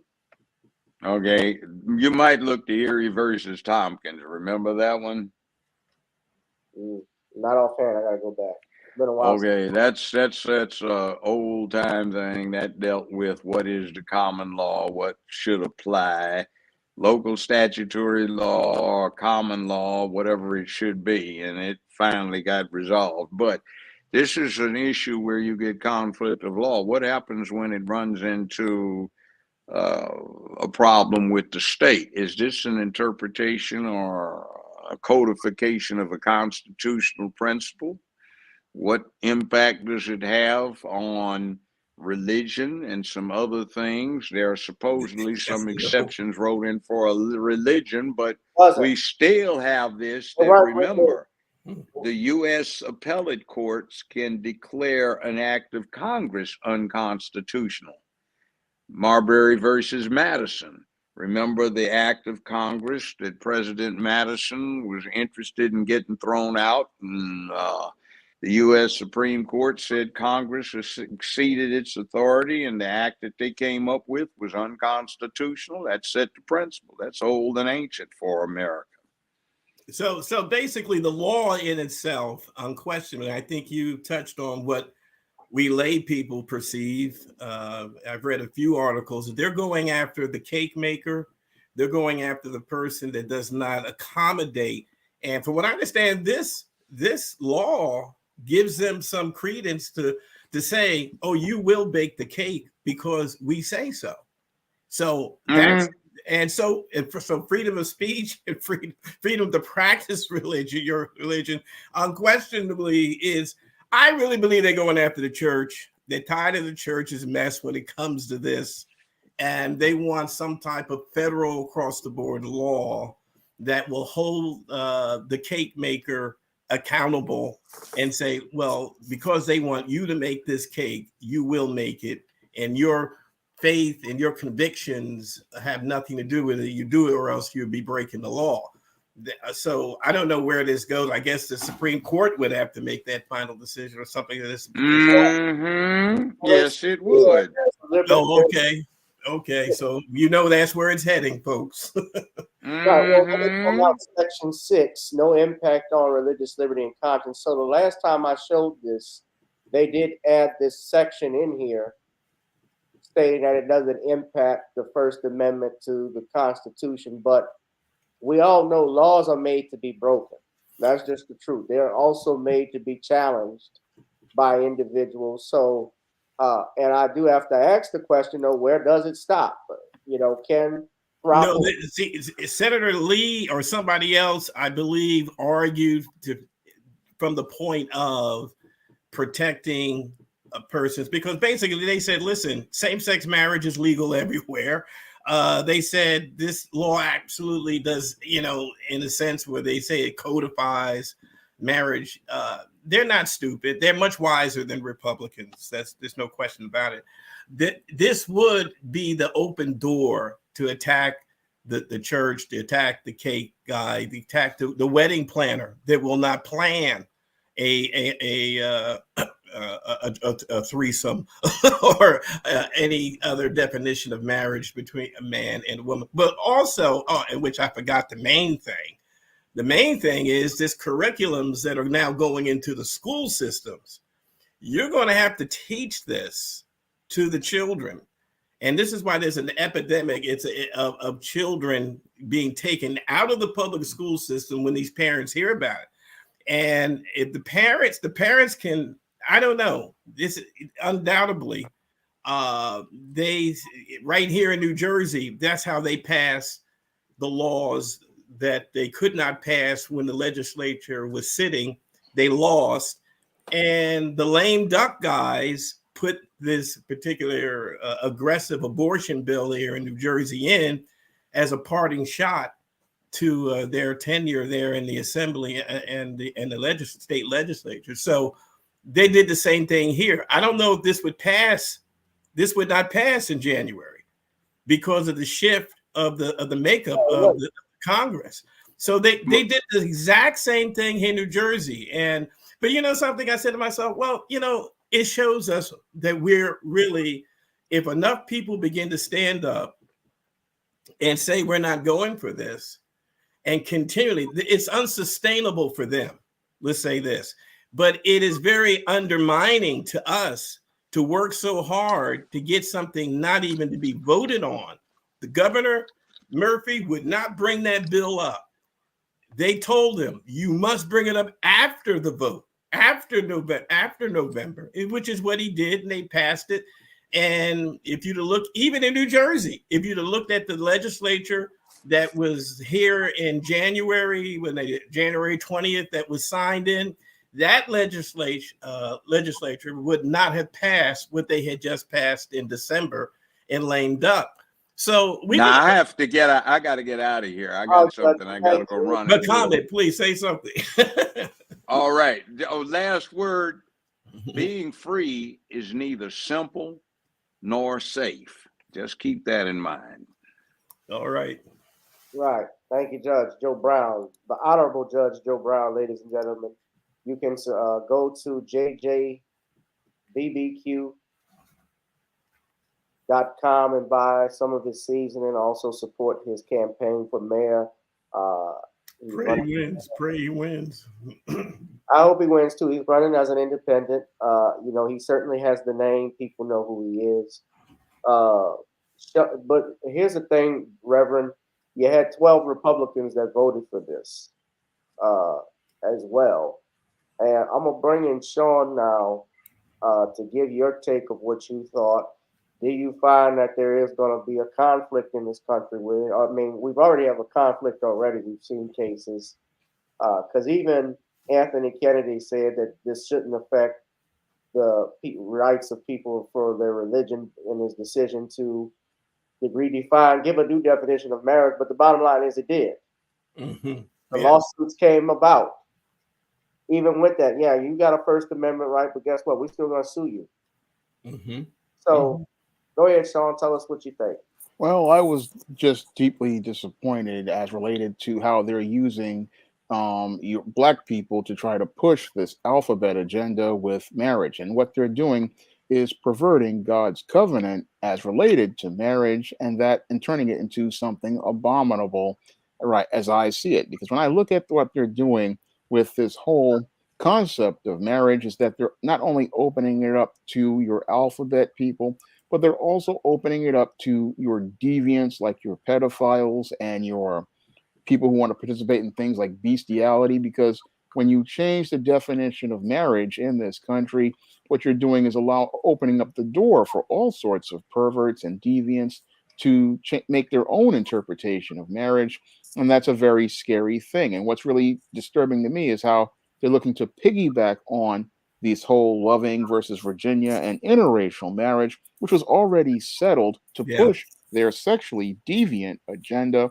And that's really what this is all about, promoting sexual deviancy as a social norm and further pushing the perversions of some wealthy types so that they can go out here and feel free and open to participate in their sexual deviancy and make it something socially acceptable.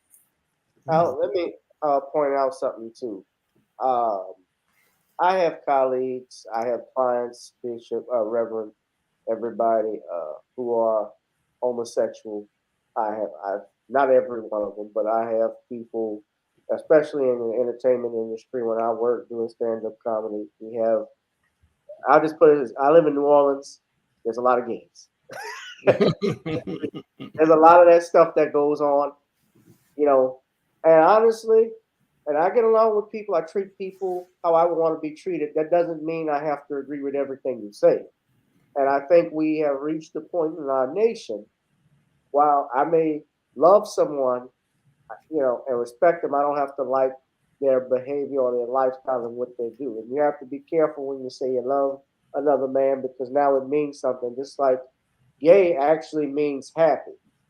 In the Christmas songs we listen to, like "Have yourself a merry little Christmas, make a Yuletide gay," that meant to be happy.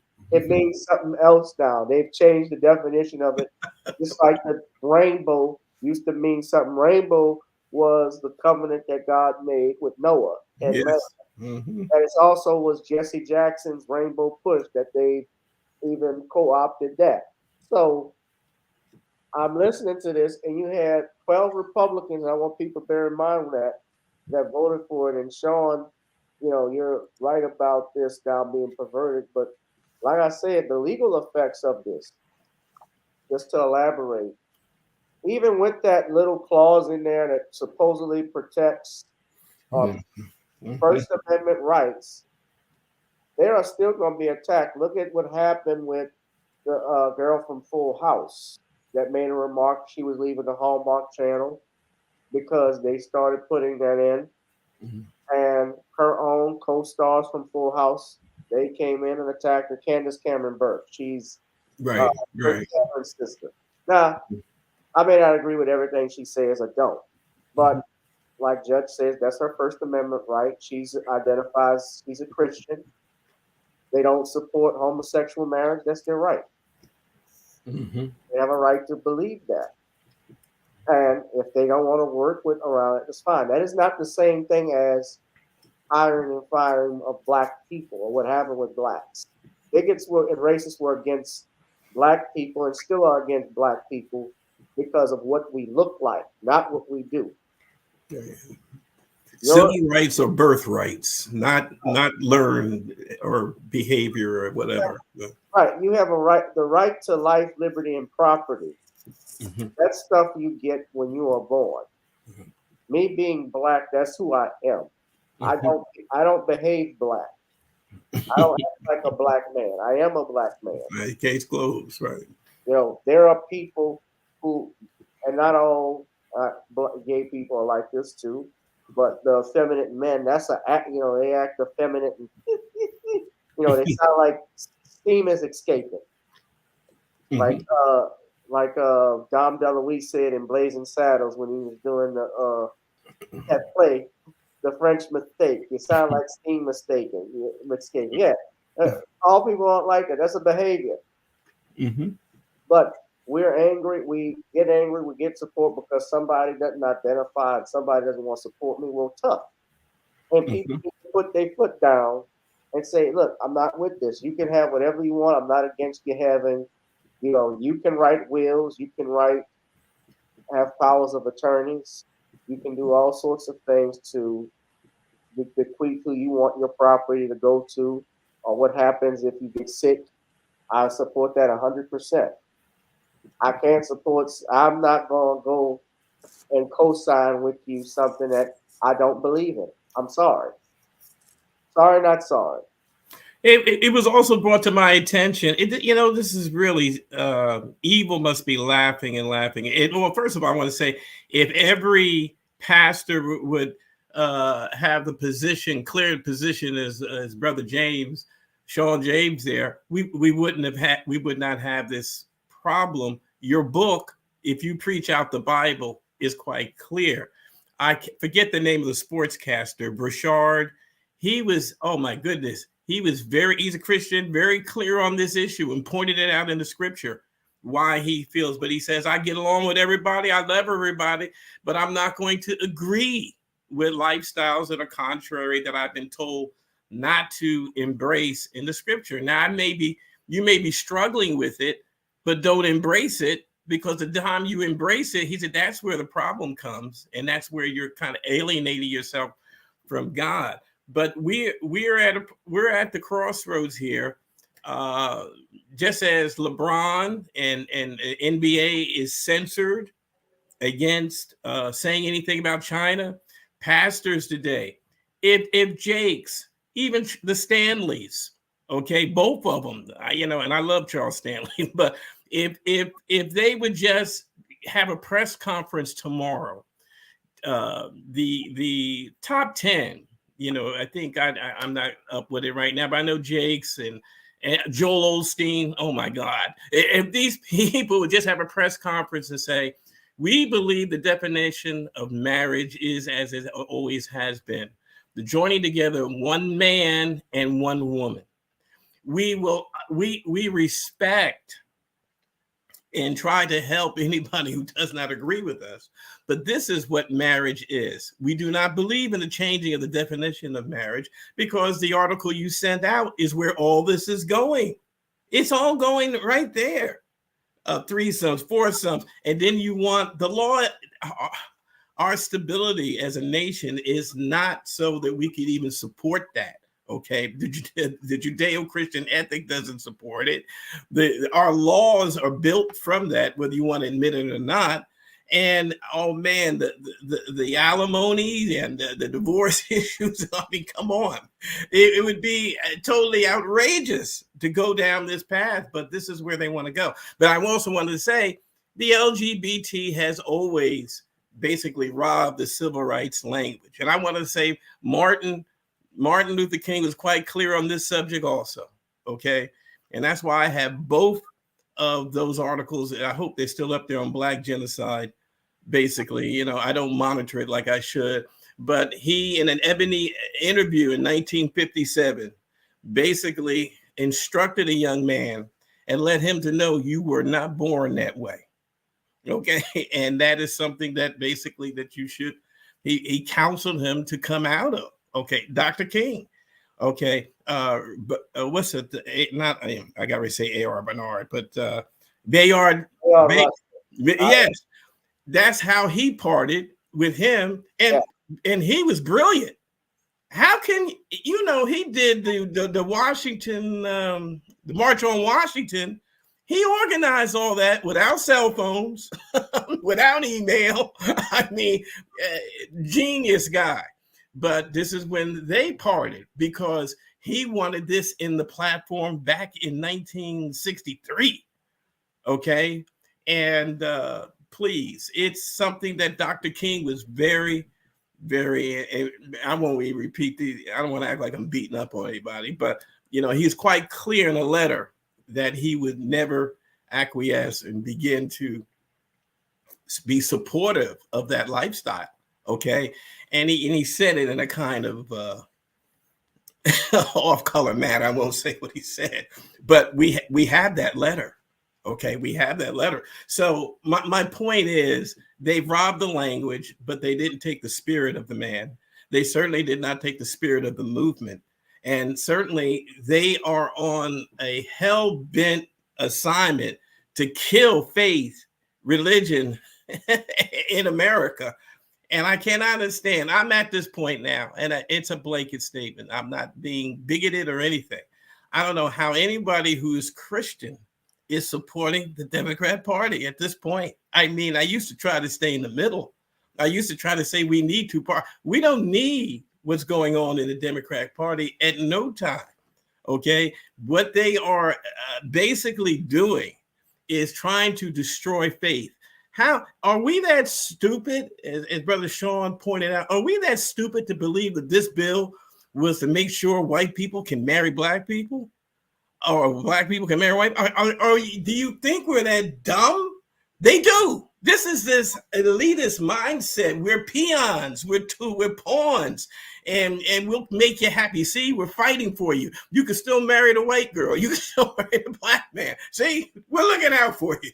I mean, but those Republicans, though, they would stop you and crush.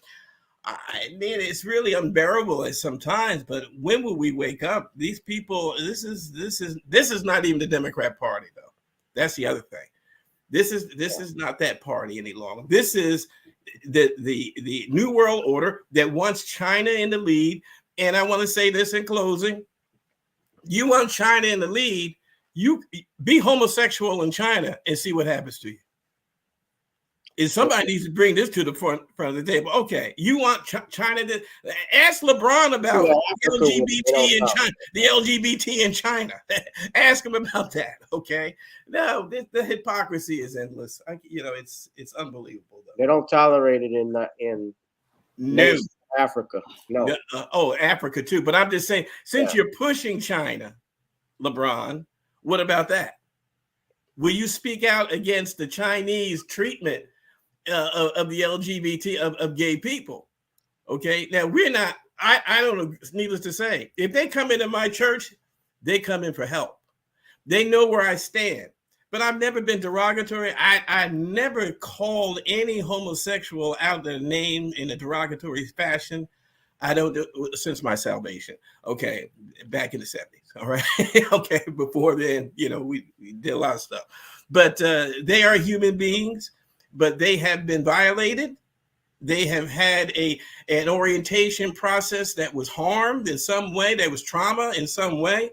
You don't need me calling you a fag. You don't need me calling you something out of your name. Okay. What's the F word there? Oh, right. Exactly. This is right. And hopefully they look at what I'm saying. No, you need to be respected. You need to be loved.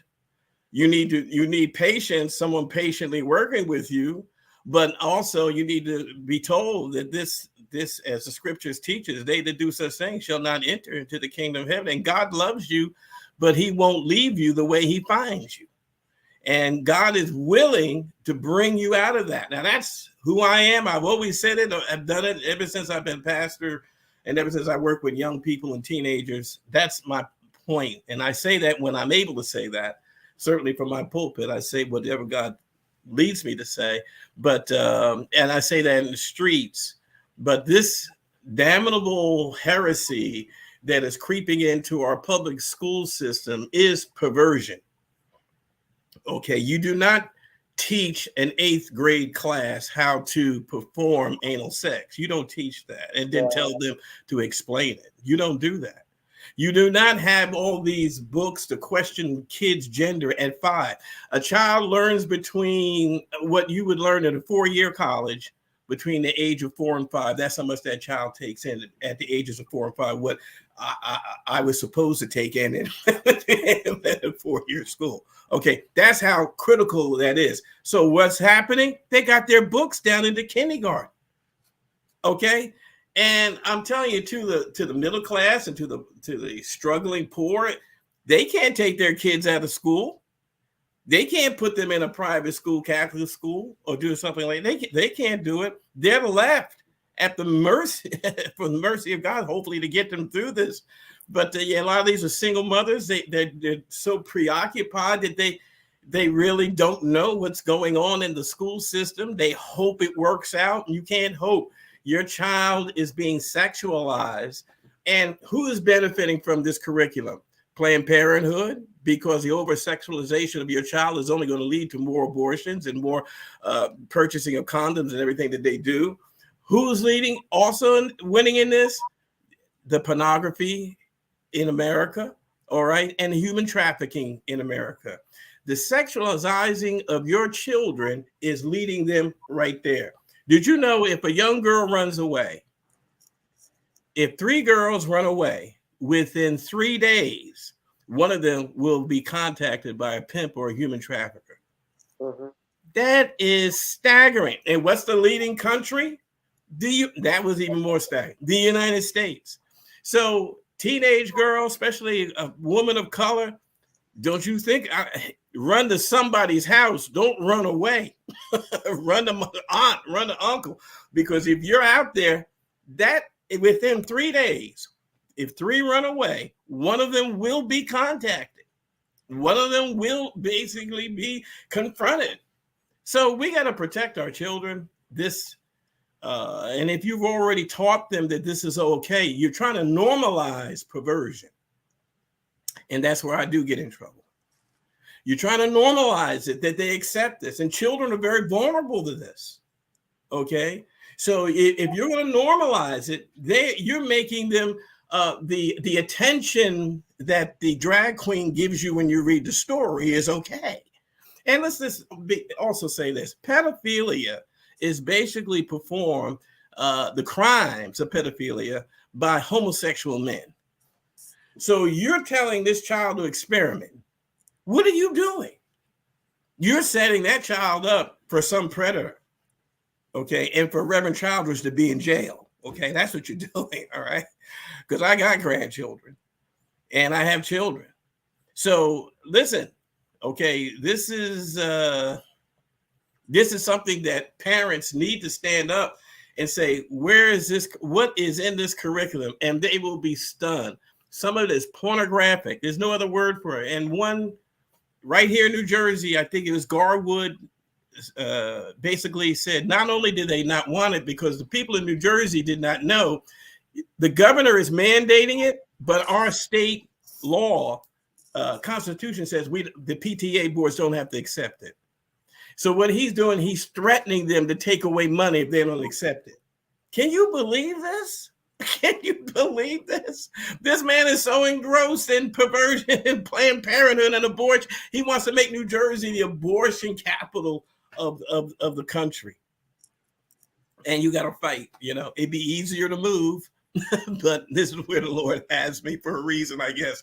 And so I kind of been centralizing myself on this state. Maybe it was gross negligence prior to, but I don't need to be running all across the country, and this is going down right here in New Jersey. So we're trying to do what we can when we can. That's why I went into Barringer High School right here in the city of Newark. I've never done that. But when the door was open, I said, why shouldn't I? I said, I see what's happening. Let me offer an alternative because this program pushes marriage. And what ethnicity or what male ethnicity benefits the most from marriage? Black men. Okay. Those are not my statistics. That's sociologists have come up with that data, that we benefit more than the Hispanic man, more than the white man, the Chinese man. African-American man benefits the most from being married. Yeah. So I'll be right back. Sheesh. I got to step out for a second, but y'all continue to talk. I'll be right back in another minute. Hold on. I got to step out. Go ahead and say something, Sean. Well, I've said all I want to say. I'm going to have to leave in a minute. I'm going to have to leave right now because I got to go.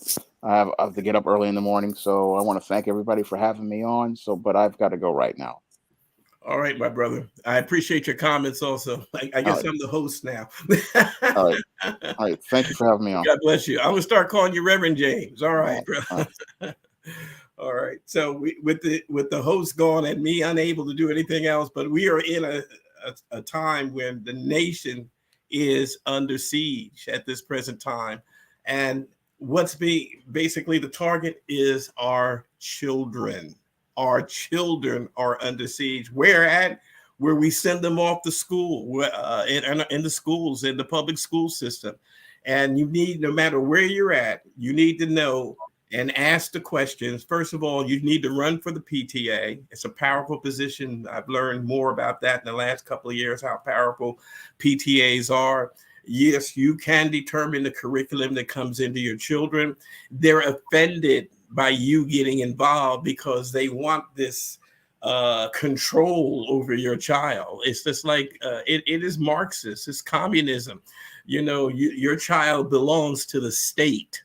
It doesn't belong to you anymore. And we'll teach them what you want them to what we want them to learn, not what you aspire or your values to. Your values mean nothing. Well, what we have to do, the role on that is that parents have to be the ones that will step in and supersede the stuff. People should, and another thing people need to do is read. A lot of people is read, because a lot of people do not know and read the laws. And I'm not just talking about this bill, but some of the other bills they've passed. They go off and trust the news media, and the media can be misleading. It can be. It is. MSNBC, they're pushing that agenda. Yeah. They have been significantly misleading on not just this issue, not so much this issue, but it just in issues in general, to get people indoctrinated and feel a certain way. And I want to say goodbye. I didn't get a chance to say goodbye to Shawn. I had to step out for a second.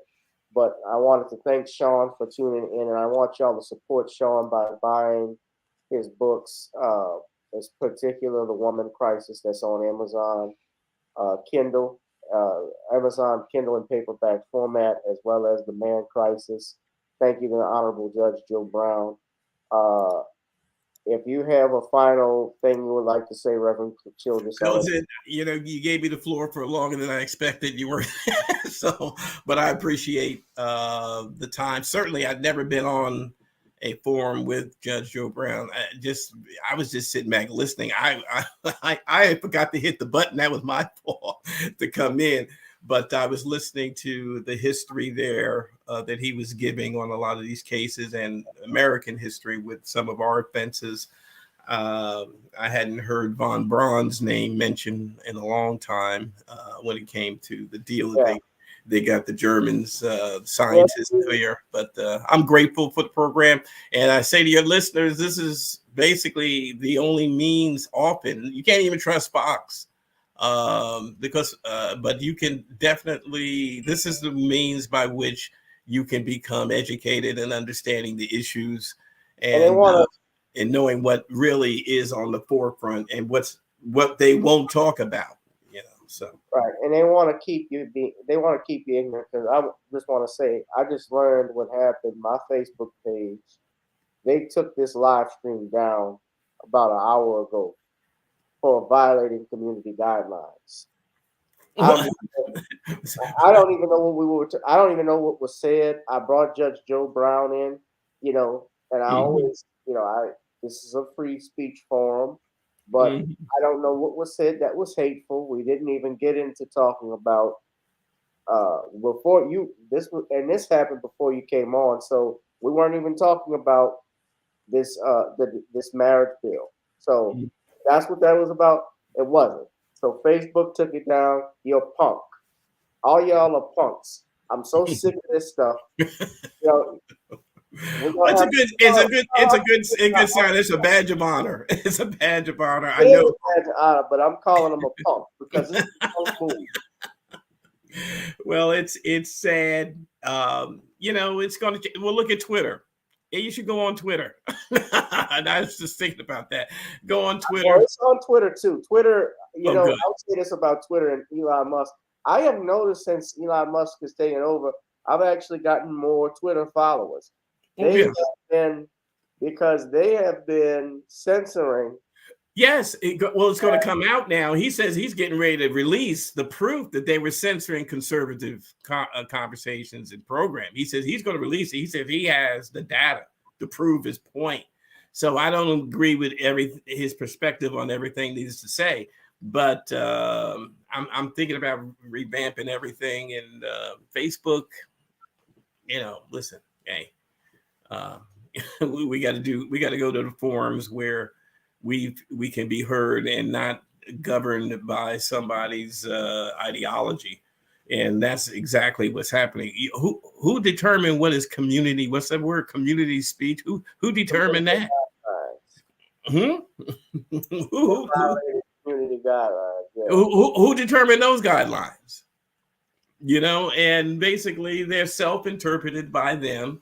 They are certainly a part of the problem. We all know their owner is so he may be trying to turn a corner a little bit. He did a couple of things I appreciated, but basically sitting in the same position. When you get issues like this, it's the same thing. Maybe they lighten up a little bit, but they have targeted conservative speech and this should wake up people also. You came back here and said what just happened to you. This is America. What did he say? What was said? Who is in control here? What is going on? And why does he feel free that he will not come under condemnation for this? That's the other thing, because the church is too busy being seekers of pleasure more than seekers of God. The next vacation, me, myself, and I, when we should be in the public square, challenging the forces that be, they're saying, this is America. We have freedom of speech, freedom of religion, and you are targeting me with your fascism. I'm not going for it. But, you know, they worry about their incomes and everything else. You got to let it go. You got to let it go. You got to just be out there and do what you got to do, or else you're going to lose the country. My grandchildren, if I can help it, will not grow up with this. Okay, they're not going to be teenagers and young adults dealing with the same issues. Okay, we need to fight for them as they fought, as our forefathers fought for us and laid, you know, Hosea Williams, Medgar Evers, Martin Luther King, they laid it on the line. We just don't have that right now. We do not have it, and they are just as aggressive as them in the South. It's just more it's just more covert, but the same powers. And I'm more afraid of what's going on right now than back then. At least I could see them. I know where they're coming from. This is different. They're behind the scenes. And it's just like I say to my friends, do you actually think Joe Biden is the president? Do you actually believe that? Do you actually believe he has handlers? Do you think they're going to turn over to Kamala? Please, my Lord, we have to stand up. We have to make some serious changes and get our system. There's no way in the world Carrie Lake did not win that. There's no way in the world my man from Nevada Senate did not win that. We'll see what happens with Walker and what's his name? Warnock is getting dogged. Okay. But, you know, you can't trust Jack Kemp, even though he's a Republican, you know, and I say to your listeners in closing, get off the Republican Democrat thing. Look at the individual. What are they about? Kemp is not about, okay, the people. All right. But he's a Republican. But he'd have been better than Stacey Adams. So, you know, you hold your nose. But listen, I appreciate being on the program as usual. And like Sean, I got to get up early, but same here. So, all right. Those are my last words. God bless. Thank you, Reverend Childress, and shout out to Computer Robots. He says, Gavin, it's because they don't want you to tell people the truth of what's going on. You see, some of these people know what's going on, and they're afraid that once you tell the truth, everything's over. Absolutely. How you support this channel, ladies and gentlemen, and let me know that this means something, is donating to this channel. You see the link at the bottom. The channel is not monetized. YouTube has taken that away. So please support us by doing that. Also, you can buy the book on Kindle, The Commonwealth of Pennsylvania versus William H. Cosby Jr., The Destruction of Due Process of the United States. I need you to do that as well. Go to iTunes, Gotta Get On Up, and Video Soul. Also, shout out. Oh, I had to share this with everybody because people were asking. Okay, well, it's not up here, but this Saturday, December 3rd, I will be at the NOLA Skyline Event Center, which is on Reed Boulevard. And Nornings will be having my seasoning company. We will have an event on that day on the 11th floor, where we're going to actually be promoting our company and so forth. So I need everybody to come on out, please support support Nornings by coming out to the pop-up shop on December 3rd. I actually will put the flyer on YouTube so everybody can go if you're in the New Orleans area. I know some of you aren't, but you can buy NorningsCreoleBlends.com. And that's 1001 Lake Forest Boulevard, Suite 1100, New Orleans, Louisiana 70127. So, yeah, y'all come out and support, ladies and gentlemen. We appreciate it. Thank you again, Reverend Childress. I appreciate it. And by the way, how did it go with the election? You still running? Oh, no, I just had my name up there. I'm going to take, but it's funny you should say that. I think I'm going full tilt as much as I can because it's New Jersey. I normally just put my name up and don't do much campaigning at all. But this time I'm going to run for the assembly, and I may even run as a Republican. I'm going to see. Now, the Republican Party does not want me to run with them, but I could still be on the line. I'd have to win the primary in order for that to happen. Then they have to have me. So, but I'd have to work on that. So, but once again, and I say to anyone else who thinks about it, it's not about winning. It's about getting your name and what your message out. Okay. And if your message gets out, they may not even vote you because they know you can't win, but at least they're more informed on the issues by going to your website or reading what your platform is. And I appreciate that. And they put me at the bottom of the ballot because I wasn't running as an independent. But if I run as a Republican, my name is right next to the challenging candidates of the Democrats.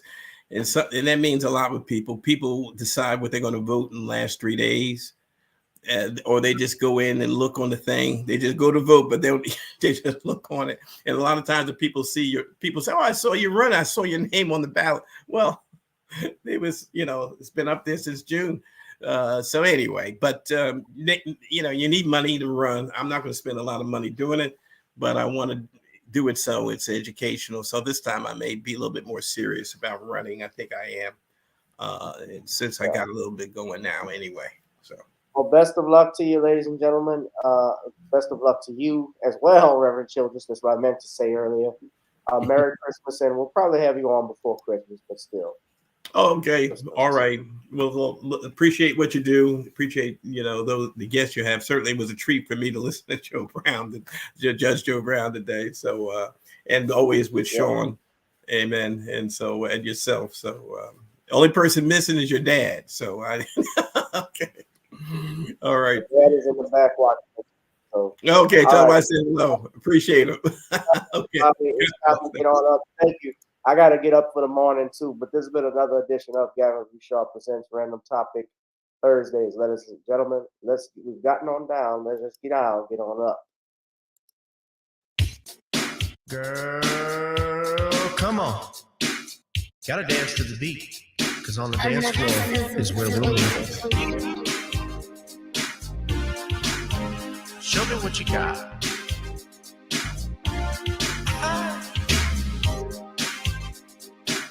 Gotta feel the groove.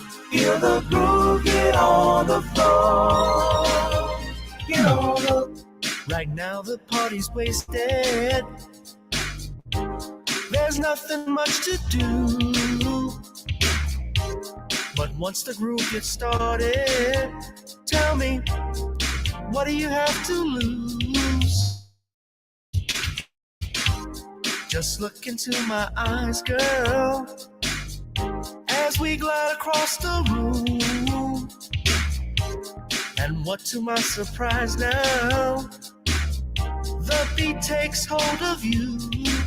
Now if you're feeling like I'm feeling, so come on baby, let's start dealing. Time to get this party started. Ain't no time for the broken hearted. When the rhythm takes hold of you, there's only one thing left to do. Cause the beat is really moving. Time to get your body moving. Gotta get on up and move your body. Cause when the beat is really grooving, it's time to feel your body moving. Gotta get on up and shake something. Feel the groove, get on.